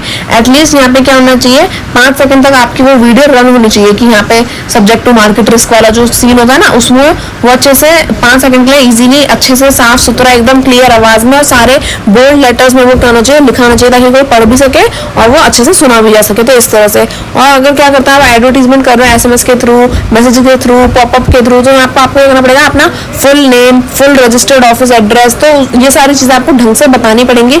जो भी वेबसाइट्स पे आप ये सारी चीजें सर्कुलेट कर रहे हो तो उस सबको आपको ये सारी इन्फॉर्मेशन देनी पड़ती है कि ऑफिशियल आपकी वेबसाइट क्या है, हाइपरलिंक क्या है आपकी। तो ये सारी चीजें। If there is mentioning of content pertaining to any other, ठीक है, यानी कि अगर आप क्या कर रहे हो इस तरह से किसी mutual fund, IPO, insurance, commodity, bond, fix deposit, loan, इस सब की किसी की एडवर्टीजमेंट कर रहे हो तो आपको करना पड़ेगा रजिस्ट्रेशन भी अपना वहाँ पे मेंशन करना पड़ता है। एप्लीकेबल आपको आप एप्लीकेबल होते हो कि आप अपना उस रजिस्ट्रेशन नंबर, जो भी आपका रिस्पेक्टिव रजिस्ट्रेशन नंबर, वो आप शो करो। उसी के साथ साथ में जो भी मेंबर्स हैं, जो डिस्ट्रीब्यूटर्स हैं इस प्रोडक्ट के एडवर्टीजमेंट के, उन्हें क्या करना पड़ेगा, अपने यहाँ पे स्पेसिफिकली मेंशन करना पड़ेगा अपना डिस्क्लेमर कि हाँ हम ये काम कर रहे हैं, डिस्ट्रीब्यूटर हैं, हमने ये प्रोडक्ट डिस्ट्रीब्यूट किया है, हमने ये वाली सिक्योरिटीज इस तरह से एडवर्टीजमेंट करिए। तो सारी इन्फॉर्मेशन। उसी के साथ साथ में जो भी सिक्योरिटीज आप डिस्प्ले कर रहे हो एडवर्टीजमेंट में, जो भी आपने अपनी एड में सिक्योरिटीज दिखाएंगे तो आपको बताना पड़ेगा कि जैसे फॉर एग्जांपल आप किसी चीज का एग्जांपल दे रहे हो अपनी एडवर्टीजमेंट के दौरान कि ये सिक्योरिटी और ये सिक्योरिटी, तो ये वाली बेहतर है और ये वाली इस तरह से खराब है। अगर आप ऐसा एग्जांपल दे रहे हो तो आपको बताना पड़ेगा कि ये आपको रिकमेंडेशन नहीं दे रहे हो कि आप इस सिक्योरिटी में ही इन्वेस्ट करो। आपको बताना पड़ता है कि ऐसा ही नहीं कि आपने जैसे कहा कि ये बजाज और ये डाबर, तो इन दोनों में से आपने कंपैरिजन किया और कह दिया कि डाबर जीत गया, ऐसा मन से आपने कह दिया, तो आपको बताना पड़ेगा कि मैं यहाँ पर रिकमेंडेशन नहीं कर रहा कि आपको डाबर को ही चूज करना है, पर आपको ऐसा आप सिर्फ बताने के बाद, एग्जांपल देने के बाद आपको उन्हें समझाना भी पड़ता है, डिस्क्लेमर देना पड़ता है कि ये कोई भी रिकमेंडेशन नहीं था। उसी के साथ साथ लास्ट पॉइंट ये कि एडवर्टीजमेंट का जो प्रीपेड ब्रोकरेज स्कीम है वो एक्सचेंज के साथ में सर्कुलर होना चाहिए। वो सारी डेट, रेफरेंस नंबर, सारी चीजें आपकी क्या होनी चाहिए, पेड होनी चाहिए। और उसके साथ साथ आपको सारी चीजें बतानी पड़ेंगी कि ये हमारा ब्रोकरेज जो आपने पे करिए, brokerage will not exceed the SEBI. हाँ, कि अगर आप क्या कर रहे हो, अगर आपने ऐसा कुछ एडवर्टीजमेंट करवाई तो ऐसा नहीं होगा कि आप किसी को थोड़ा ज्यादा पैसा दे करके थोड़ी इस तरह से एडवर्टीजमेंट कराओ कि बाकी लोगों को मैनिपुलेट करने का तरीका आपको मिल जाए। तो नहीं, ब्रोकरेज आपकी कितनी होनी चाहिए, वो सेबी ने जो लिमिट लगा रखी है उससे ज्यादा एक्सीड नहीं होनी चाहिए। अब ये तो हो गया कि एक एडवर्टीजमेंट में होना क्या क्या चाहिए। अब एडवर्टीजमेंट में क्या नहीं होना चाहिए तो वो देख लेते हैं। यहाँ पे दिया है कि जो भी चीजें प्रोहिबिटेड हैं उस तरह के प्रोमिसेस, आपको अनवारंटेड प्रोमिसेस आपको वहाँ पे नहीं बनाने। कोई भी फॉल्स स्टेटमेंट, मिसलीडिंग, कोई भी ऐसी इन्फॉर्मेशन नहीं देनी जो गलत हो, जो सही ना हो, इन्वेस्टर्स को भड़का दे या फिर उन्हें ऑफेंस कर दे या फिर उन्हें क्या करे, भटका दे अपने रास्ते से। तो इस तरह की कोई भी फॉल्स स्टेटमेंट नहीं होनी चाहिए, कोई भी मिसलीडिंग काम नहीं करना आपको। उसी के साथ साथ जो स्टेटमेंट्स हैं वो डायरेक्ट होनी चाहिए। ऐसा नहीं कि मिसलीड करके आप मैनिपुलेट कर करके सारी चीजें बता रहे हो, गोल गोल बातें घुमा घुमा के आप चीजों को कॉम्प्लेक्स कर रहे हो। नहीं, आपको सीधी सीधी सीधी सीधी साफ साफ बात करनी है। उसी के साथ साथ सारी चीजें होनी चाहिए, डायरेक्ट होनी चाहिए और कोई भी मिसअंडरस्टैंडिंग नहीं होनी चाहिए। आपको सारे अपने स्टैंडर्ड साफ सुथरे रखने हैं ताकि कोई भी मिसअंडरस्टैंडिंग ना हो और आप इजीली अपनी जो भी आप बात कहना चाहते हो वो ट्रांसफर हो जाए आपके कस्टमर तक। उसी के साथ साथ जो भी स्टेटमेंट्स आप दोगे उसमें ऐसा नहीं होना चाहिए कि आप अपने नॉलेज का, अपने इन्वेस्टर्स के, उनको एक्सप्लॉइट कर रहे हो, यानी कि आपने अपने नॉलेज को बहुत अच्छे से प्रयोग किया और अपने इन्वेस्टर्स को एक्सप्लॉइट करने का काम कर रहे हो। तो ऐसा कुछ भी नहीं होना चाहिए। उसी के साथ साथ में क्या आपको अगर क्या करना है, अगर आपको अपने किसी एड में, किसी एडवर्टाइजमेंट में स्लोगन्स का यूज करना है, तो आप अनवांटेड स्लोगन्स का यूज नहीं करोगे जो अनरिलेटेड है, जिनका नेचर रिस्की हो सकता है, रिटर्न प्रोफाइल आपका इस तरह से आपको प्रेजेंट नहीं करना कि इस सिक्योरिटी में इन्वेस्ट करो तो आपको इतना फायदा हो जाएगा, इसमें रिस्क तो है ही नहीं, ये हो जाएगा वो हो जाएगा। तो इस तरह की आपको चीजें नहीं करनी जो अनवांटेड हो, जो ऐसे स्लोगन्स नहीं करने जो रिस्की हो नेचर में कि आप उनका यूज करवा दो और फिर लोगों को लगे ये तो अच्छी सिक्योरिटी आपने उसमें इन्वेस्ट करा दिया, पर रिस्क उसमें इतना ज्यादा था कि इन्वेस्टर्स को घाटा हो गया। तो ऐसा कुछ भी नहीं करना। जो भी आप प्रॉमिस और गारंटी दे रहे हो वो अश्योर्ड रिटर्न के वो सब नहीं होने चाहिए, क्योंकि अश्योर्ड रिटर्न तो होता ही नहीं है ना, आपका तो लॉस हो भी सकता है। तो इस तरह की ये फालतू बातें आपको नहीं करनी है अपने एडवर्टीजमेंट के दौरान में। डायरेक्टली और इनडायरेक्टली आप क्या करोगे, ये जो एडवर्टीजमेंट है आप उनको दूसरे कंपैरिजन के साथ में इस तरह से अनफेयर आप प्रैक्टिस नहीं करोगे कि आप दूसरे को इतना ज्यादा, किसी दूसरी कंपनी को, किसी दूसरे स्टॉक को, किसी दूसरी सिक्योरिटी को आप इतना गिरा के दिखाओ कि एकदम बकवास है, बेकार है, आप उसमें इन्वेस्टमेंट करना। तो इस तरह के जो अनफेयर कंपैरिजन है वो आपको नहीं करने। रिप्रेजेंटेशन करनी है कि जो भी आपकी परफॉर्मेंस है, एक्टिविटीज है, रिस्क फैक्टर्स हैं, वो सारे रेकलेस नहीं होने चाहिए, यानी कि अनलेसली उसकी कोई जरूरत भी नहीं है फिर भी आप उसे रिप्रेजेंट किए जा रहे हैं विदाउट एनी रीजन, बस यूं से बकवास में अपने एडवर्टीजमेंट में लगाए जा रहे हैं जिसकी जरूरत भी नहीं है। तो इस तरह के एडवर्टीजमेंट्स का आपको यूज नहीं करना। उसके बाद यह है कि अगर आप क्या कर रहे हो, इस तरह की सुपरलेटिव टर्म्स यूज कर रहे हो कि ये नंबर 1 है, ये बेस्ट है, इससे अच्छा कुछ नहीं, तो इस तरह की मार्केट्स में आपको मतलब ये चीजें थोड़ा प्रोड्यूस ना ही करो तो बेहतर रहेगा। क्योंकि यहाँ पे अगर आपने ऐसे कह देखिए तो नंबर 1 सिक्योरिटी है, इससे बेहतर कुछ हो ही नहीं सकता, और उससे बेहतर सिक्योरिटी आ गई तो आपकी बात तो गलत हो गई, तो मिसलीडिंग और एक फॉल्स स्टेटमेंट बन गई। तो इस तरह की जब भी आप टर्म्स यूज करो तो उसका बेहतर ध्यान रखना कि कुछ गड़बड़ ना हो जाए। और इसमें हमें फिर लास्ट क्या दिया है, यहाँ पे दिया है कि अगर आप रिकमेंडेशन कर रहे हो कि buy today and sell tomorrow या acquire today and sell tomorrow, तो इस तरह की चीजें आपको क्या है एडवर्टीजमेंट में मेंशन नहीं करनी है कि आप इस सिक्योरिटी को आज खरीदिए कल बेचिए, इस तरह का ये सब ये आपको बकवास नहीं करनी होती। क्योंकि कोई सिक्योरिटी में आज इन्वेस्ट करेगा और आप कह दो कि आज आप चाहो तो आज इन्वेस्ट कर सकते हैं और जब मन चाहे आप इसे बेच सकते हैं, और आप फिर उन्हें बाद में इस तरह से पैसे निकालने ही ना दे, तो इस तरह की जो झूठी बातें हैं वो आपको नहीं करनी है। आगे करें कि कंप्लायंस एंड अदर रिक्वायरमेंट्स, जो भी अदर रिक्वायरमेंट्स होते हैं, जैसे हमने बताया कि आपको क्या क्या करना है, उसी के साथ साथ में अगर आपको क्या क्या और रिक्वायरमेंट्स हैं तो वो पढ़ लेगा और इसके साथ हमारा पूरा चैप्टर कंप्लीट हो जाएगा। तो पहला आपको सबसे पहले क्या करना है, एडवर्टीजमेंट के लिए आपको अप्रूवल लेना है कि आप एडवर्टीजमेंट करोगे तो सही, पर कैसे करोगे, यूं थोड़ी ना कि आपने कैमरा उठाया चल दिया भैया और एडवर्टीजमेंट हो गई, नहीं, आपको सबसे पहले क्या करना पड़ता है, सबसे पहले आपको अप्रूवल लेना पड़ता है स्टॉक एक्सचेंज का कि हम क्या करना चाहते हैं, अपनी सिक्योरिटी का एडवर्टीजमेंट करना चाहते हैं। उसके बाद में आप किसी भी सेलिब्रिटी का इसको हिस्सा नहीं बना सकते, क्योंकि मान लो कि आपने फॉर एग्जाम्पल आपने शाहरुख खान को ले लिया, अब शाहरुख खान की फैन फॉलोइंग इतनी है, अब उसने किसी एक सिक्योरिटी का प्रमोशन किया तो क्या पता लोग सिर्फ उसे इसलिए ले रहे हैं क्योंकि शाहरुख खान ने इसका प्रमोशन किया तो अच्छी होगी, क्या पता ना हो, तो उनको तो उनके एक्टिंग के पैसे मिल गए पर बाकियों का तो घाटा हो जाएगा ना। तो इसलिए आपको किसी भी सेलिब्रिटी को इसमें इंक्लूड नहीं करना होता। इसके साथ साथ में दिया है कि जो भी आप इन्फॉर्मेशन चार्ट्स ग्राफ शो करते हो तो वो क्या होना चाहिए, उनके पास में बैकअप सपोर्ट होना चाहिए। ऐसा नहीं कि आप कोई भी झूठा ग्राफ दिखा दोगे कि इतनी % सिक्योरिटी हमारी ट्रेड हो रही है, इतनी % सेल हो रही है, इतना हमारा फायदा है, इस तरह का कोई भी मनगढ़ंत ग्राफ आप कोई भी इस तरह का चार्ट आप शो नहीं कर सकते, कोई भी स्टैटिस्टिकल इन्फॉर्मेशन आप यूं ही शो नहीं कर सकते। उसके पास आपका बैकअप सपोर्ट होना चाहिए कि अगर किसी ने क्वेश्चन कर दिया कि ये क्या सच है तो आप उसको कह सको कि हाँ ये सच है और उसका आप प्रूफ भी दे सको। तो इस सब का आपके पास बैकअप सपोर्ट होना चाहिए। आगे बात करें तो आपका जो इन्वेस्टर जो एडवर्टाइजिंग क्लेम है वो क्या होना चाहिए, जैसे मैंने आपको बताया कि जो भी आप क्लेम्स यहाँ पे दे रहे हो, जो भी स्टेटमेंट्स आप हमें दे रहे हो, तो वो सारी क्या होनी चाहिए, इंडिपेंडेंट रिसर्च पे बेस्ड होनी चाहिए और वो सारी सपोर्टेड होनी चाहिए। ऐसा नहीं कि आप कुछ भी हवा में यूं ही बोल देंगे अपने उस टाइम पर। आप क्या करना चाहते हैं, अगर event of suspension of stock broker bye the exchange the stock broker so suspended shall not issue an, अच्छा हाँ, अगर क्या हो कोई स्टॉक ब्रोकर अगर सस्पेंडेड है, कोई स्टॉक ब्रोकर सब ब्रोकर है वो सस्पेंडेड है, तो उस टाइम पर वो कोई भी एडवर्टीजमेंट वहाँ पे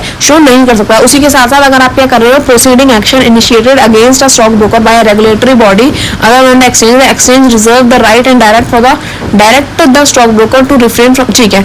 अगर यहाँ पे क्या होता है, अगर ऐसा कोई भी इवेंट आता है जिसमें क्या हमारा स्टॉक ब्रोकर जैसे रेगुलेटेड बॉडी से भी वो बाहर है, पर उसे क्या करना है, उसे भी अपनी एडवर्टीजमेंट करनी है, तो उसका राइट भी हम क्या करते हैं, सर्व करके रखते हैं ताकि रिजर्व रहता है, ताकि वो भी अपना काम फिर अच्छे से पूरा कर सके अपने एडवर्टीजमेंट पीरियड के दौरान। आगे देखिए स्टॉक ब्रोकर जो होता है वो क्या होता है, वो इन्वॉल्व नहीं होना चाहिए हमारे इस टाइप के जो इंगेज गेम्स होते हैं, लीग्स होते हैं, स्कीम्स होती हैं, कॉम्पिटिशन्स होते हैं, इन सब में हमारा स्टॉक ब्रोकर इन्वॉल्व नहीं होना चाहिए।